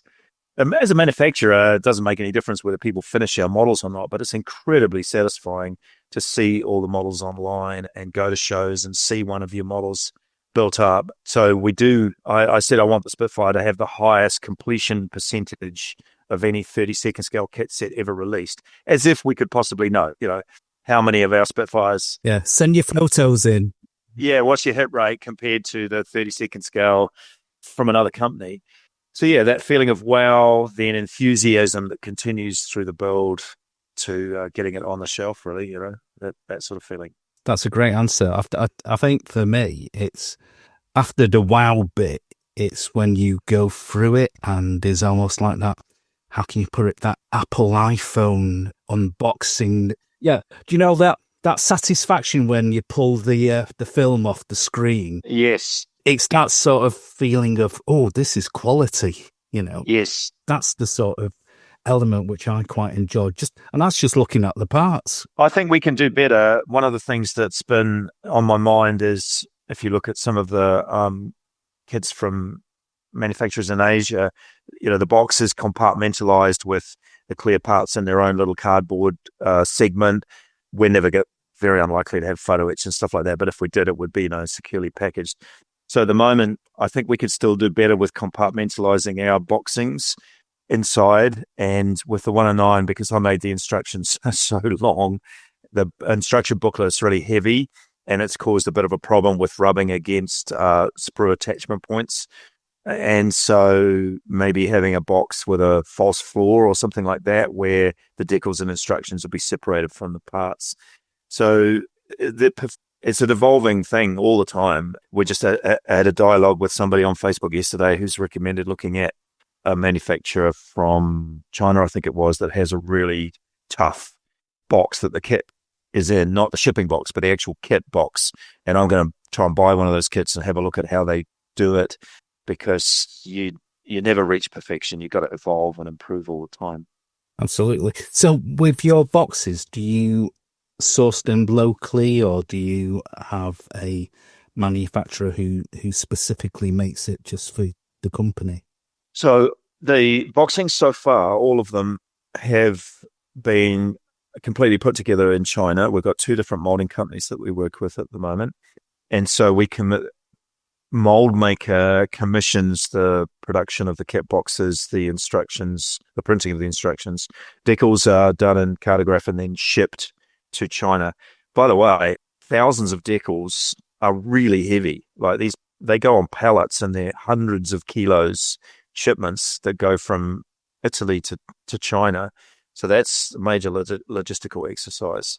So, however, upcoming with the PRA, we're probably going to get the kit boxes done locally, because we want that to be, I don't want to denigrate the normal kits because I think they're beautiful, but those collectible special edition kits have got to be special in my mind. The box has got to feel different to the standard edition kits. It's a difficult marketing thing, because you don't want to have people go, oh, I'm getting an ordinary Kōtare kit. So, but they're going to be a slightly different box look and feel, maybe a thicker grade of cardboard, etc., maybe a smooth, glossy finish rather than our satin finish. We haven't quite finalized that idea yet. So I'd like to do more locally because I'm a proud Kiwi and I'd like to support local industry. But there's also an economic imperative there as well. Can we match the Chinese manufacturing prices? By the way, with the molds, I approached half a dozen molding companies in New Zealand back in 2020 to see if anybody could make aeroplane kit set molds in New Zealand, and they all looked at it and went, no, we can't do this. So one day I hope to have our own mold making company in New Zealand, but realistically it's probably not going to happen. So yeah, at the moment the packaging is done in China and we get them in cartons of 12. And then for our pre-orders, like with the meshes at my house, again, lucky I live by myself and it's a big house. So we had, shall we say, 1,000+ kit sets with a little production line of my mates and my family taking lids off, checking the instructions, putting a set of exhausts in, putting it in a shipping box. The shipping boxes are made in New Zealand, they're individual shipping boxes. And we got the Kōtare logo put on them because I think it's nice if somebody comes home from work and on their front step is a shipping box that it's got the Kōtare logo and they know it's a Kōtare kit set in there. I think that's a nice thing. Brilliant. So I think this is quite an interesting question for yourself, just because you have mentioned not a Tamiya influence, but obviously Tamiya is something that has played on your mind at least. So the question is, the modelling market is competitive with big names like Tamiya and Edward. Where do you think Kōtare sits in that landscape, and how do you carve your niche? Now, it's funny you should use the word niche. So I've bored people about this before, so stop me if it gets boring. So because I'm a vet and you have to do biology to be a vet, I have this concept of modelling niches. Some people say niches, that's okay. I say niche. In the same way as occurs in nature. So I remember vividly in our final year of high school, we had a school camp, which was a learning exercise all about the seashore and how you can have different types of mollusk or shellfish or seaweed that exist only 30 centimeters from each other, depending on which creature has adapted to being out of the water as the tide goes up and down. So you can have things that look superficially just the same, but they exist in slightly different niches. And this comes up when we start talking about, because the development time of these kit sets is so long, it takes 2 years from the idea to shipping a product. And what if somebody else comes out with in the same time frame? So when we were considering the Hurricane, there was already rumors that another Hurricane was being developed in 32nd scale. And Richard and I, we talked about it for weeks. This is a big commitment. What if Tamiya come out with a Mark 1 Hurricane at the same time as we do? And I'm pleased that he thought the same that I think, which is, so what? We're different niche to Tamiya. They will have a multi-medium cockpit with photo etch and I think their Spitfire kit, there's 5 different media in the cockpit. And that's brilliant. That's what Tamiya do, but ours would be different. So it's sort of like having the courage of your convictions to go, well, we've got to decide on something. Ours will have a niche. It can coexist with a Tamiya kit. It can coexist with an Eduard kit because their philosophy is quite different, with loads of detail parts, loads of photo etch, loads of resin in there. So I think as long as our quality of build and ease of assembly and all the other things we've talked about are top notch, we can coexist with those big players. And we look at what they're doing all the time. Richard is constantly going through online instructions of kits. I like the real thing in my hand, so I'll buy the latest kit and at least cut parts of the sprues. We're trying to steal good ideas, like David Bowie with music. He was a great thief of ideas and making something amazing out of a whole bunch of concepts. So we look at a model from Tamiya or Eduard. I bought and put together most of the Eduard 109K to see how they do it. So I believe that your philosophy gives you a position in the market, and then there's price. Okay, so price, we cannot get away. Again, I know I sound like a bank manager, but you've got to have a price point that people believe it's what is that terrible phrase, a value proposition. Maybe we can do a Spitfire Mark 9 as long as it's considerably cheaper than the Tamiya one. Maybe that's going to be what puts us in a different niche. Is that making sense, that niche concept? Yeah, definitely. I think it's a hard question because I think everyone knows that different manufacturers, as you say, do things much differently. Like I built the Eduard K4 a year ago, and it's already within 4 hours, it's a completely different methodology in how both of you have gone about creating that model. And I think that is what makes modeling so good though, doesn't it? Because yes, you can have fun with the same subject, but it's 2 very different experiences, and they're both going to have their ups and not really downs, but different sides to them. So It's a hard question, but very well answered. Oh, thank you. Yeah, I probably am a bit boring on the niche thing, but it occupies our mind. You've got to think as an owner 2, 3, 4, 5 years ahead. You're imagining what is Tamiya going to get back into 32nd scale? Is Eduard coming back into 32nd scale with a rush? Is anybody doing a fairy fruit bat already and we don't know about it? So we may as well not bother doing a fairy fruit bat, that old internet joke. So I think we've carved out our niche now, and as long as we give modelers that same experience in the future, we'll do okay. Would you, just to follow on the niche thing, would you go into other scales with the kits? Oh, absolutely. That first list that I sent to Richard had 5 scales, 24, 32, 5 scales. I have some themes in my head that I'd like to follow through. It's probably fairly obvious. Battle of Britain is one of them. Spitfire's obvious. I love civil airliners, even though they don't sell as well as military subjects. So 72nd scale airliners going from 1930 to 1985, something like that. So that's in my mind, that's got to be 72nd scale. But then a VC-10 in 72nd scale is a massive model. How much is that going to cost? Is that practical?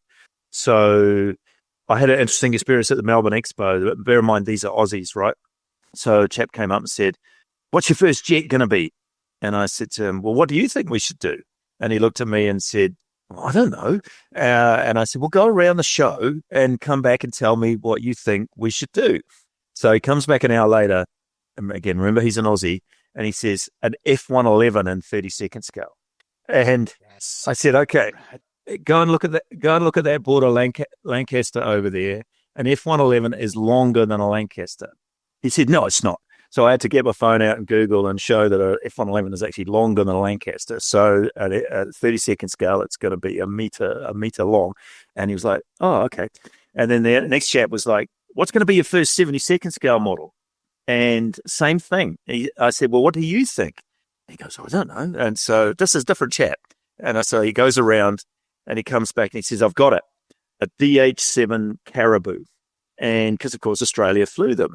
I was like, I love the Caribou. By the way, there's a kit already. He goes, oh, yeah, but you can't get them. And I was like, yeah, maybe that's not going to be our first 70-second scale model, but we'll put it on the list. So, yes, we're going to do it. We're going to do other scales for sure. And we're going to, it's logical to look at scaling up or down the data that we already have. So Richard wants to do a 70-second scale Spitfire. I'm a little bit Spitfired out at the moment. So we'll get to other scales very soon. And the Halifax, of course, has already announced a 48 scale. Yeah, I'm looking forward to that one, actually. Best news ever. Yeah. Absolutely. As soon as I seen that, I was like a kid in a sweet shop. Oh, great. Yeah, it's been a trip this last week. Everybody's opinion on announcing it, before we've even started work on it. But there's reasons. There's lots of good reasons, I hope. It certainly makes sense. Okay, Dan. You've explained to us, Mark, and I think we're beginning to realise just how much effort and hard work goes into putting a product to market. It's so interesting to hear your process. I think you touched on it a little bit in the previous question, using the Hurricane as an example, what would you say has been the biggest challenge in getting Kōtare kits from concept to customers' workbenches? Ooh, okay. One thing I didn't realize when we started is that translating the CAD into metal still takes hard physical work by craftspeople in the factory, and as we said in China, but it doesn't matter where. It could be Ukraine, could be anywhere. So I sort of had this vision that you just press a button and a machine would mill the metal and create a mold, but it's nowhere near that simple. And working with a Chinese company, there's a language barrier, although the people we talk to have got very good English. But when they go to their craftspeople on the shop floor, the engineering shop floor, and say, Richard wants these rivets to be slightly less prominent or slightly more prominent, or this panel under the 109 wing sits slightly proud, but not that proud, like the first test shot. So you've got this, how do you translate your vision of the aeroplane into CAD in the first instance? And then how do you translate the CAD into metal? And the test shot process is infuriating. And I know this is true for all the companies. I'm not talking about our partners in China specifically. The test shots come and then you go, well, that's not right. Why did they do it like that? And then even that one thing is another month before the next test shot comes. So the first test shot report on the first Spitfire, I think, had 256 items. And Richard and Darren do this. One day I'm going to hope we can actually publish one of their test shot reports, maybe, a historical one like that first Spitfire one. It is a massive piece of work in its own right. Images of the kit part, images of the CAD, red lines going, it should look like this, 1 millimeter here, 0.5 millimeter there, emphasize this, de-emphasize that. And so that goes to China, then the next test shot comes, and then the next test shot report is down to 73 items. And infuriatingly, sometimes they haven't addressed some of the issues in the first test shot report. And you're going, well, why didn't you fix that? But we know they're working to a budget as well. And they're like, oh, Kōtare want this by the 20th. Let's get it out and we'll fix them in the next round. So then you got test shot number 3, test shot number 4, test shot number 5, and you're getting closer and closer to perfection. But each round takes a month or more. Then 5 days shipping from China, 3 or 4 days for the guys to build it, write the test shot report. So it's infuriatingly slow from a business owner point of view, and an enthusiast point of view, because you want these kits out there on the market, people building them. So that process of turning electrons into metal is quite frustrating, and I'm learning.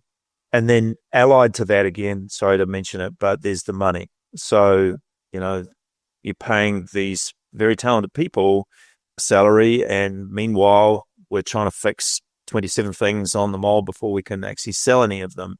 And each round of test shots, mostly it's covered in the mold cost, right? But if you find something, so on the meshes, we found something just, like I said before, a week before we were due to go into production. And luckily it was a minor change, but it's still, the manufacturer was like, why didn't you mention this before? And I was like, sorry, we didn't notice it. So, and quite properly, they charged me X $100 to change that part.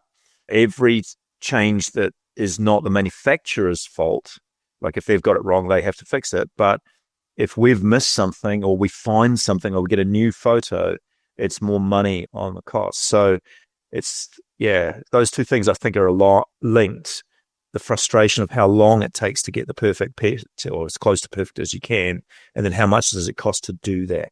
Does that answer the question? Yeah, it does. I think from the sounds of it, you're balancing obviously cost, but you're obviously putting your heart and soul into this as well. And all of the big brands that we know that do this right and do it well seem to have the same philosophy. And you are fast becoming one of those names that we all, oh, wow, that's on the tip of our tongue as well. You know, the first time I looked, I'll be honest with you, I haven't actually built a Kōtare kit yet. And the first time I looked in a box, I was like, okay. It was that, wow, this is absolutely stunning. And the first thing that jumped out to me was this is a real premium product and this is going to be an experience. Do you know what I mean? Oh, that's really pleasing to hear. Thank you. It is a heart and soul thing. Richard and Darren, they do hard work. This is, they concentrate all day. For me, though, it's fun. And especially compared to my day job, I'm an internal medicine specialist, and there's a lot of, how can I say it? There's a lot of death. There's a lot of grief with, putting out animals to sleep and things like that. So even finding the 256 things on the test shot is a fun thing because it's making a model, is that coming over right? So it's light relief for me. So I come home, have a quick go gym or play tennis, come home, have a quick dinner, and then I start working on Kōtare, but it doesn't feel like work. And one of the things I'm hoping I can get somebody else to work with me in the practice, because I'm a late night guy. When sometimes at midnight, I'll be flying on the instructions or putting a kit together, and I'm like, I could do this till 6 a.m, but I can't because I have to get up and go to work. But I'd like to have a little bit more flexibility that when like a recording artist that's just got a riff and you want to get it laid down and you go through till 3 o'clock in the morning, you just want to keep working on it. So it is a passion project as well as a business, and I can't wait I'm hoping to get to Telford this year, that we've booked a table, and I'm almost sure I'm coming. And I just can't wait to interact with modelers and see the models on the table and have that experience where they pick up a test shot on the table in front of you and get that, their eyes go, wow, that looks nice. So it is a passion as well. You say you're coming to Telford. As the official podcast for IPMS UK, we will also be there. So hopefully we can catch up and actually have a face-to-face. And absolutely, love to. And the question is, what are you announcing as the next new model at Telford? Or is there an announcement? I'm hoping to. I've got a little bit of a marketing thing happening. We're hoping to be simultaneously at Scale, ACT in Canberra, and at Telford. So Darren was going to come, but he's had some family things come up. So it's probably just going to be me and maybe a couple of willing volunteers from the UK.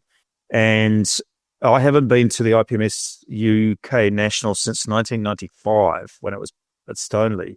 And so I'm coming to experience the show. So if anybody's listening to this, I'm going to have a sign on our table. Mark will be here, 2 hours on, 1 hour off or something like that, because I'm going to be out looking at the models. I love that. But yeah, I'll be happy to talk to anybody and we can sit down and have a little chat. And if things go right, we will be announcing something, yes. Mark, how important is feedback from the modelling community to Kōtare, and has it ever influenced a design decision or a future release? Oh, good question. Really important. In fact, my phone just pinged somebody from the local club is just pinging me about the colour call-outs on the 109. Massively important feedback. So with the 109, I did something that we hadn't done previously. So we sent test shot kits out to Scott Samo of the Model Geeks, Sam Dwyer in Australia, Drew Manton in the UK, one of our local very good modelers here in Auckland, Lynn Ritka in America, and Brett Green at Hyperscale. So they were all building test shots, second test shots, which were, they were good. They were good test shots. And some of their comments were incorporated into the changes in the 109 between second test shot and fifth test shot. So that was partly because of all these things we're not sure about with the K. It's such a poorly documented airframe. So I've taken that a step further with the Halifax announcement. So the first 500 people with pre-order, we're going to randomly draw 20 names, and they will be offered the opportunity to build a second test shot. So we're not, some people, there's a funny thing where we've had a little bit of negative feedback. Like, why did you pick Sam Dwyer to build your, it was like, because I was chatting to him online and he sounded interested. It wasn't a great patronage strategy. It was just, he was interested. Scott Samo, same. It's like, I'd love to build a test shot. Okay, here you go. So we're not trying to deny people the joy of being involved, but this Halifax thing will that's the protocol, so to speak. With other things, so for instance, Lynn Ritka, who's a massive name in 109 folklore, he's been hugely helpful. So he looked at the CAD, he's looked at the instructions many times, saved me from making a couple of really stupid mistakes in the instructions. Brett Green sent us a detailed feedback on the instructions, the decals, and the kit itself. Yeah, I think you can get the point. Feedback is massive. And then in terms of subject choice, I already gave you those stories from Australia, but I listen all the time. I look at the modeling websites. We've got, our own Facebook and then the other Facebook pages. So I'm constantly scanning for what do people think of our choice? What do they think of our model? The things that are wrong in the 109 instructions that are coming out, they'll be corrected on the next production run. So, yeah, feedback's really important. So right from day one with the 109, people were talking about a G10. And please be aware that I'm no Messerschmitt expert. So I've had to delve pretty deeply into what is the difference between a K4 and a G10. And then, within the G10 subspecies, so to speak, what are the variations? There's a lot of misunderstandings about how easy it is to change a mold or just suddenly put out a new version. Those who know the late Messerschmitts know that the K cockpit was substantially different from the G. And so I think we've calculated that it's at least 40 parts different to do a G10 from a K4, but we're probably going to do it. Not sure when. The other thing that relates to that is designer time. We need more designers. Because when you say turn a K4 into a G10, you're probably looking at 3 months of design work. So what is that going to delay over here in order to do that? Or can we find another designer? Can we afford another designer? So I think you can say a G10 is on the horizon, but there's no active work on it right now for anybody who's really interested in that. Other philosophies about design choice, I've got to like the airplane.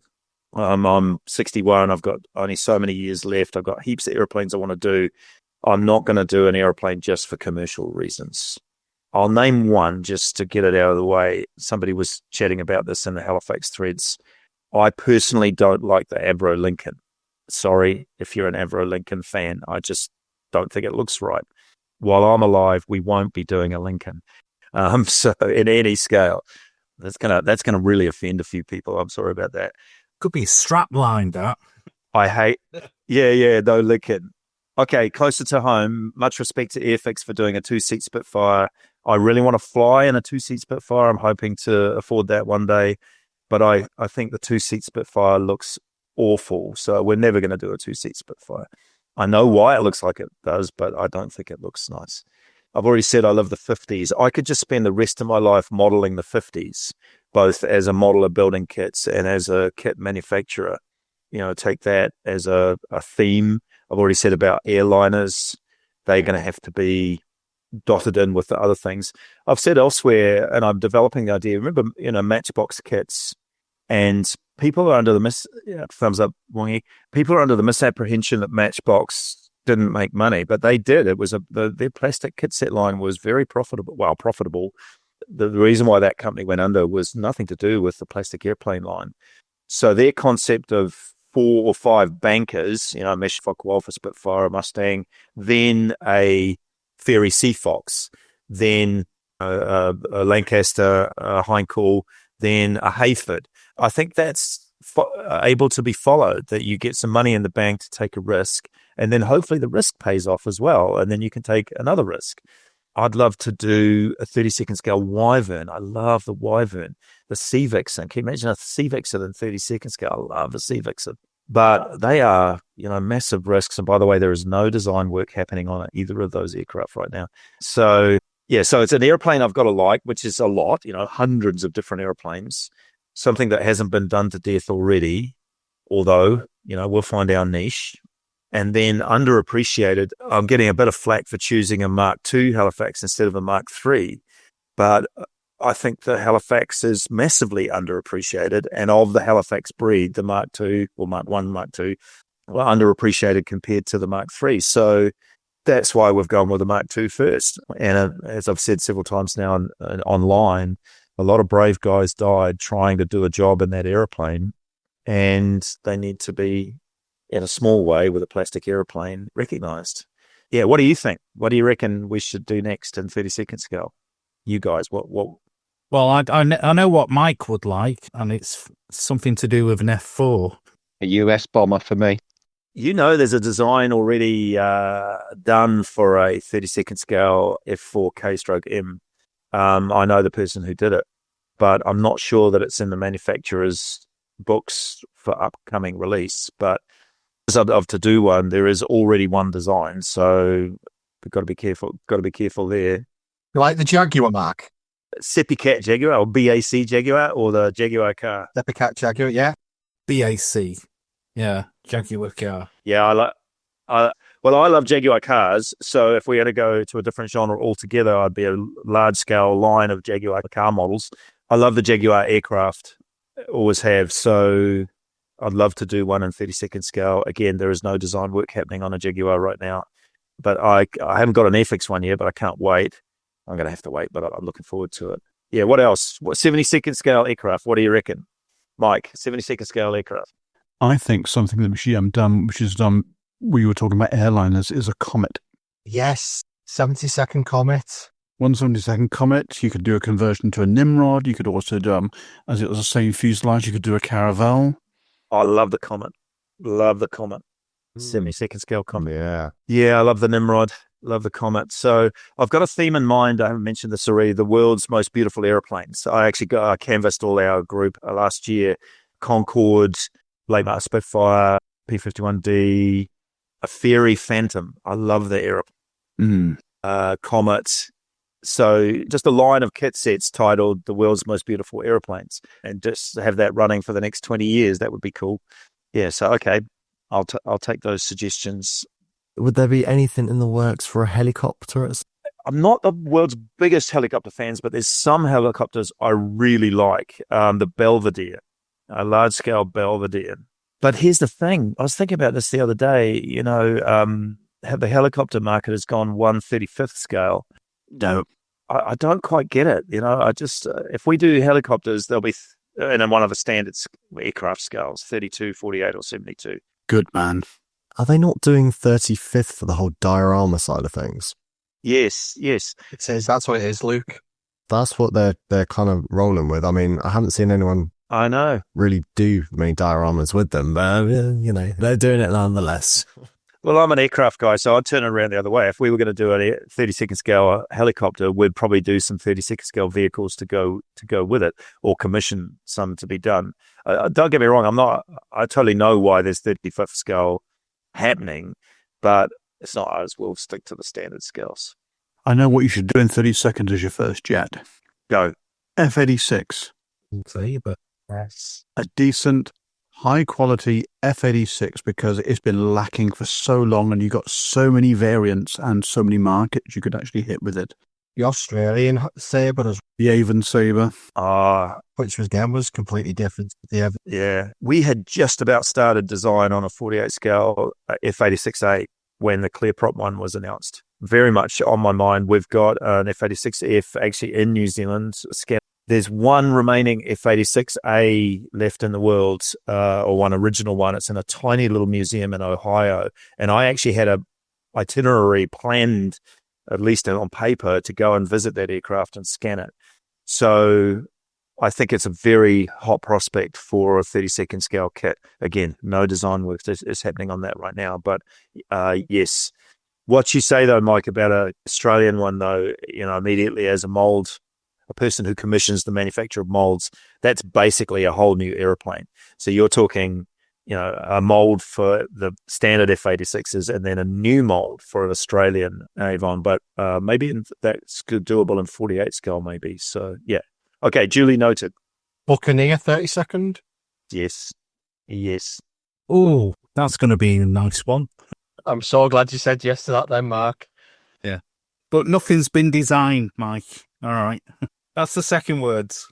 No, I know, but there's whore. That's all I'm clinging on to is the whore. That obviously people have got passion about aircraft, and the subjects I've mentioned that I've got is yes from them.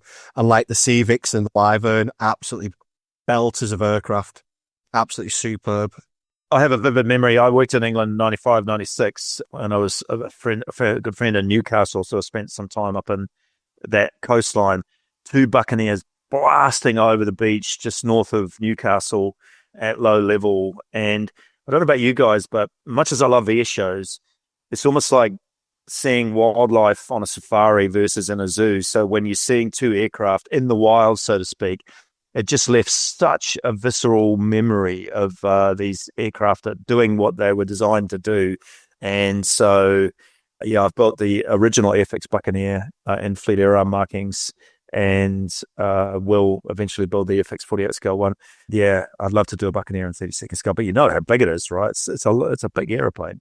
Fold the wings, don't take that much space then. Just long. That's all it is. Just long. Yeah, it is long. By the way, with any naval aircraft we do, we will supply 2 sets of wings. One of the things I hate is building an aircraft with the wings spread and having to use the parts that are designed to do either way. They never fit right. So we will have folded wing option and extended wing option in every naval aircraft that we do. Ooh, cool. There you go. There's a scoop. It would be great if you could have the wings so that you could detach them and have a selection so you can store it in the cupboard. Well, the Border, it is now the Border Lancaster, which was the Wingnut Wings Lancaster. That was designed from day one for the wings to be able to be popped on and off for transport. Yeah. Makes storage so much easier. Yeah. You can do that with the HK 148 B-17 as well. And as far as 48th jets, one thing that's really lacking is a decent 148th Canberra. The Airfix kit's an absolute stinker. Absolutely.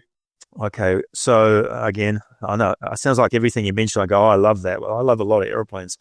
So yeah, I've had some dialogue with a Canberra expert on Brit Modeler. You probably know who it is, but I won't mention the name.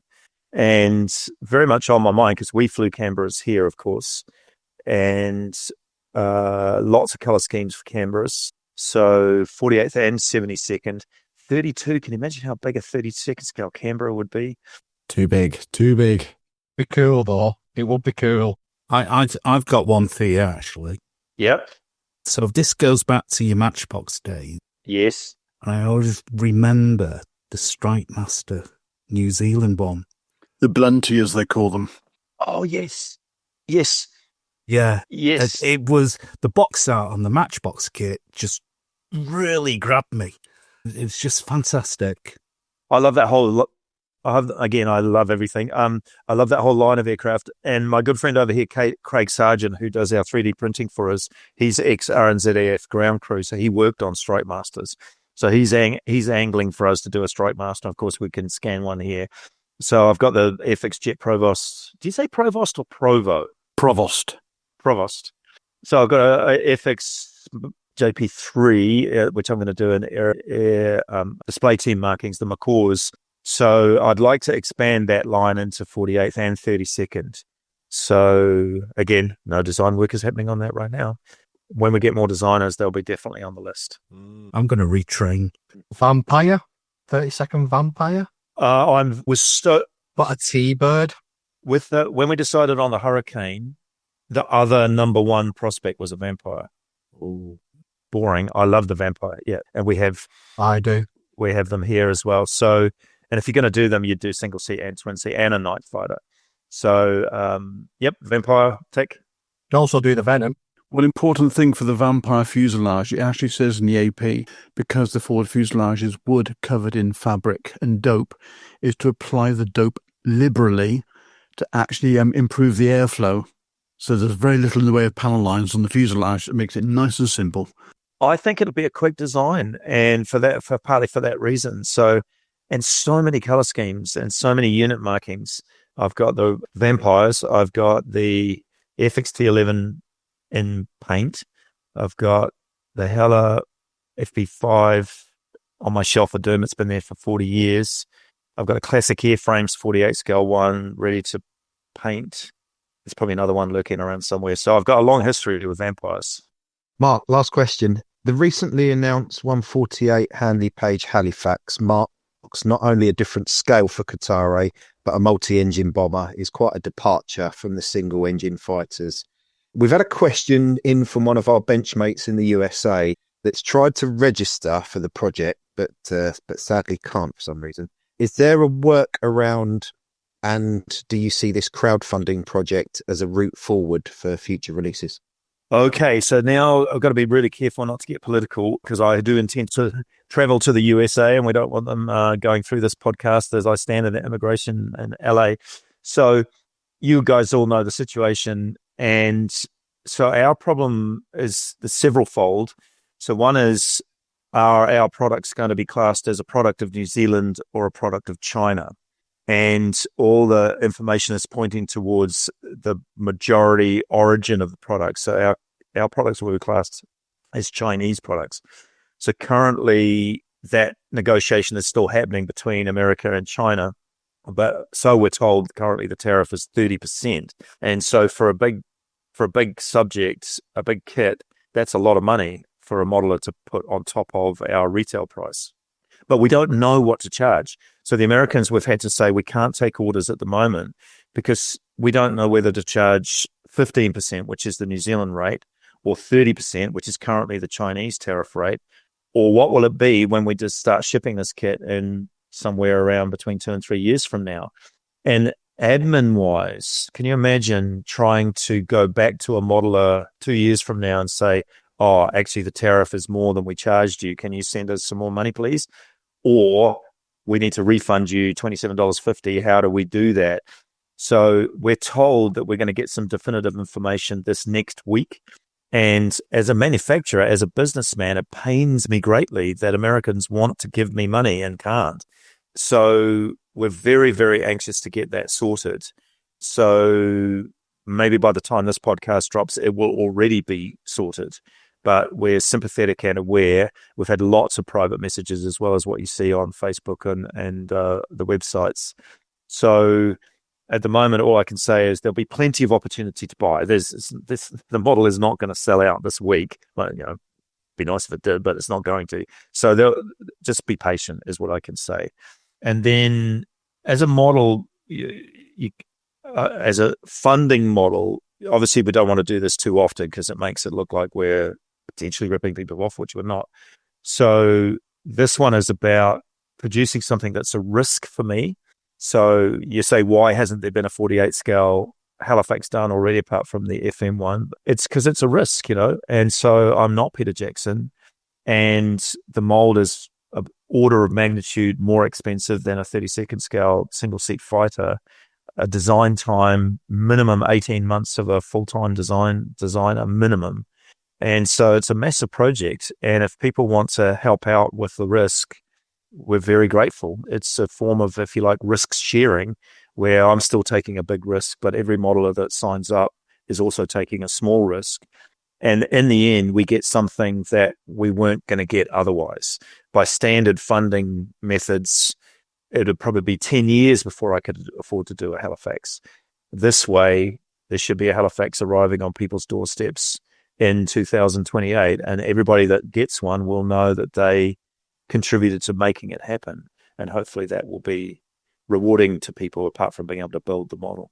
So yeah, we won't do it much, but there'll be other subjects that are regarded as major risks that we fund in this way. Does that make sense? Yeah, it does. Do you know, Mark, this morning I was talking to my missus that we were going to interview, and I was reading a little bit on your website and stuff.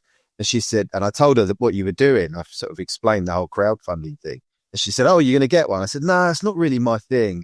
And you know what? I can honestly say, after talking to you, I'm just thinking I might have a little look later on and good, consider my, because good. Yeah, no, I can see it. I really, after we've spoken to other people, and when you get a sense that someone cares about what happens when we open that box, that's enough for me. Because in my trade, in my job, is all about finishing that room for someone and going, there you go. And they go, wow, it's great. And that just, that means a lot. Yeah. What do you do? I'm a painter and decorator. But so my sort of attention to detail is always there. But yeah, maybe I'm a big heavy US bomber fan because I live in East Anglia. Oh, okay. Yes, of course. And we're obviously surrounded by 8th air bases, but yeah, maybe I'll go up into Bomber County a little bit further, and if you choose to, great. And then you become effectively part of Project Halifax. You're part of the team. So people are already suggesting. What's really touching is all the messages coming out about my uncle flew in one, or my grandfather died in one, and would you consider these markings? So one of my reasons for doing it this way is that I actually don't have a crystal clear idea of what markings should be in the kit. So, and we'll have more than our normal. I'm saying that's another scoop for you guys. We'll have at least 6 decal schemes in the kit. And so everybody can put forward their uncle's aeroplane or their grandfather's aeroplane, especially if they have photos or logbooks or things like that.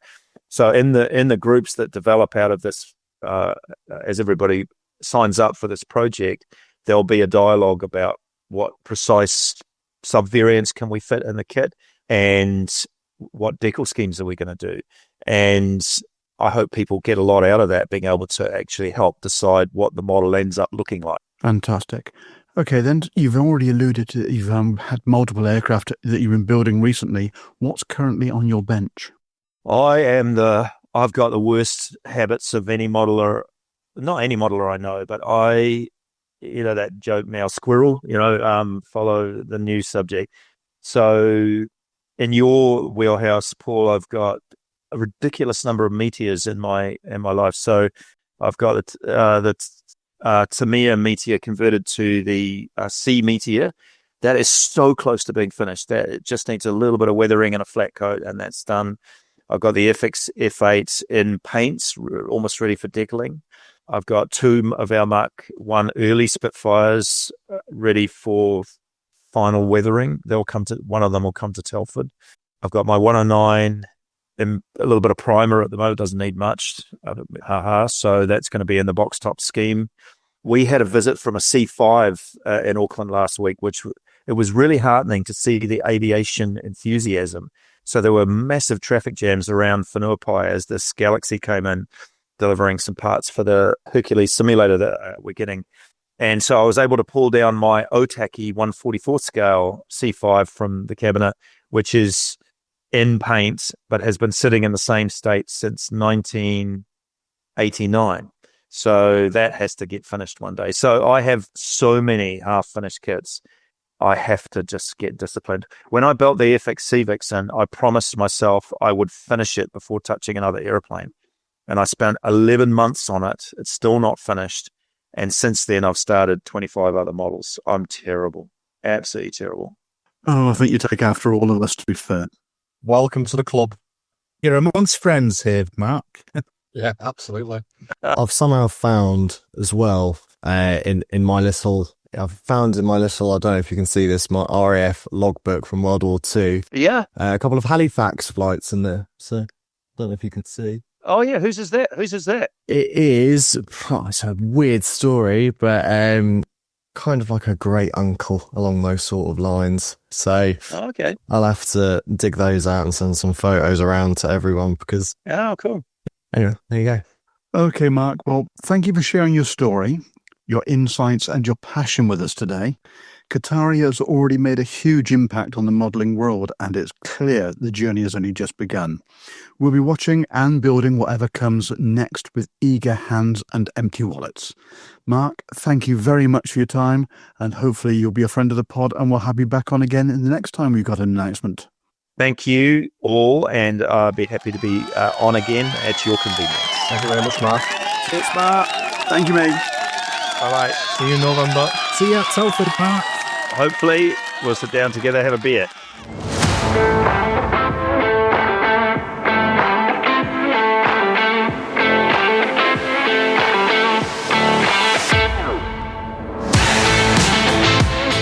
Well, that's it for episode 9.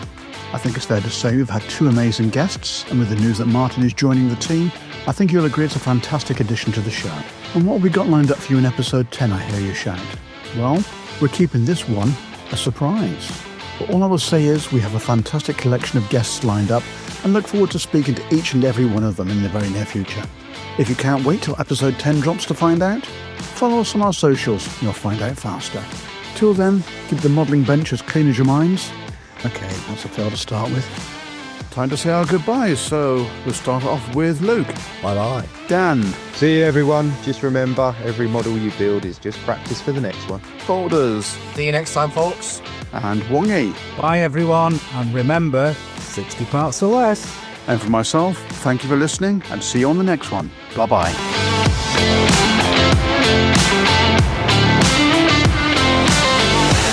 How are you finding the 109 then, Luke? Oh, it is phenomenal, honestly. I'm so glad you said that. Yeah. Because I went to Mark's on Sunday. Obviously, Mark's on holiday, that's why he's not on. Yeah. And I said, oh, let's have a look at that. And I just went, and he went, what? I said, look at the quality of that. And when he said, you know, he wants people to say wow, and I was thinking to myself, yeah, people don't say wow in the UK, they go, Oh yeah. It's honestly, it's great. I mean, the cockpit is literally done. You know, after 3 hours, it's like fully weathered, and it looks pretty good. I haven't rushed it or anything. And Luke. Hello. sorry, that was just funny. Sorry, it's just when Luke said hello then, and it just tickled me. Sorry. Hello. Very northern there, Luke. Hello.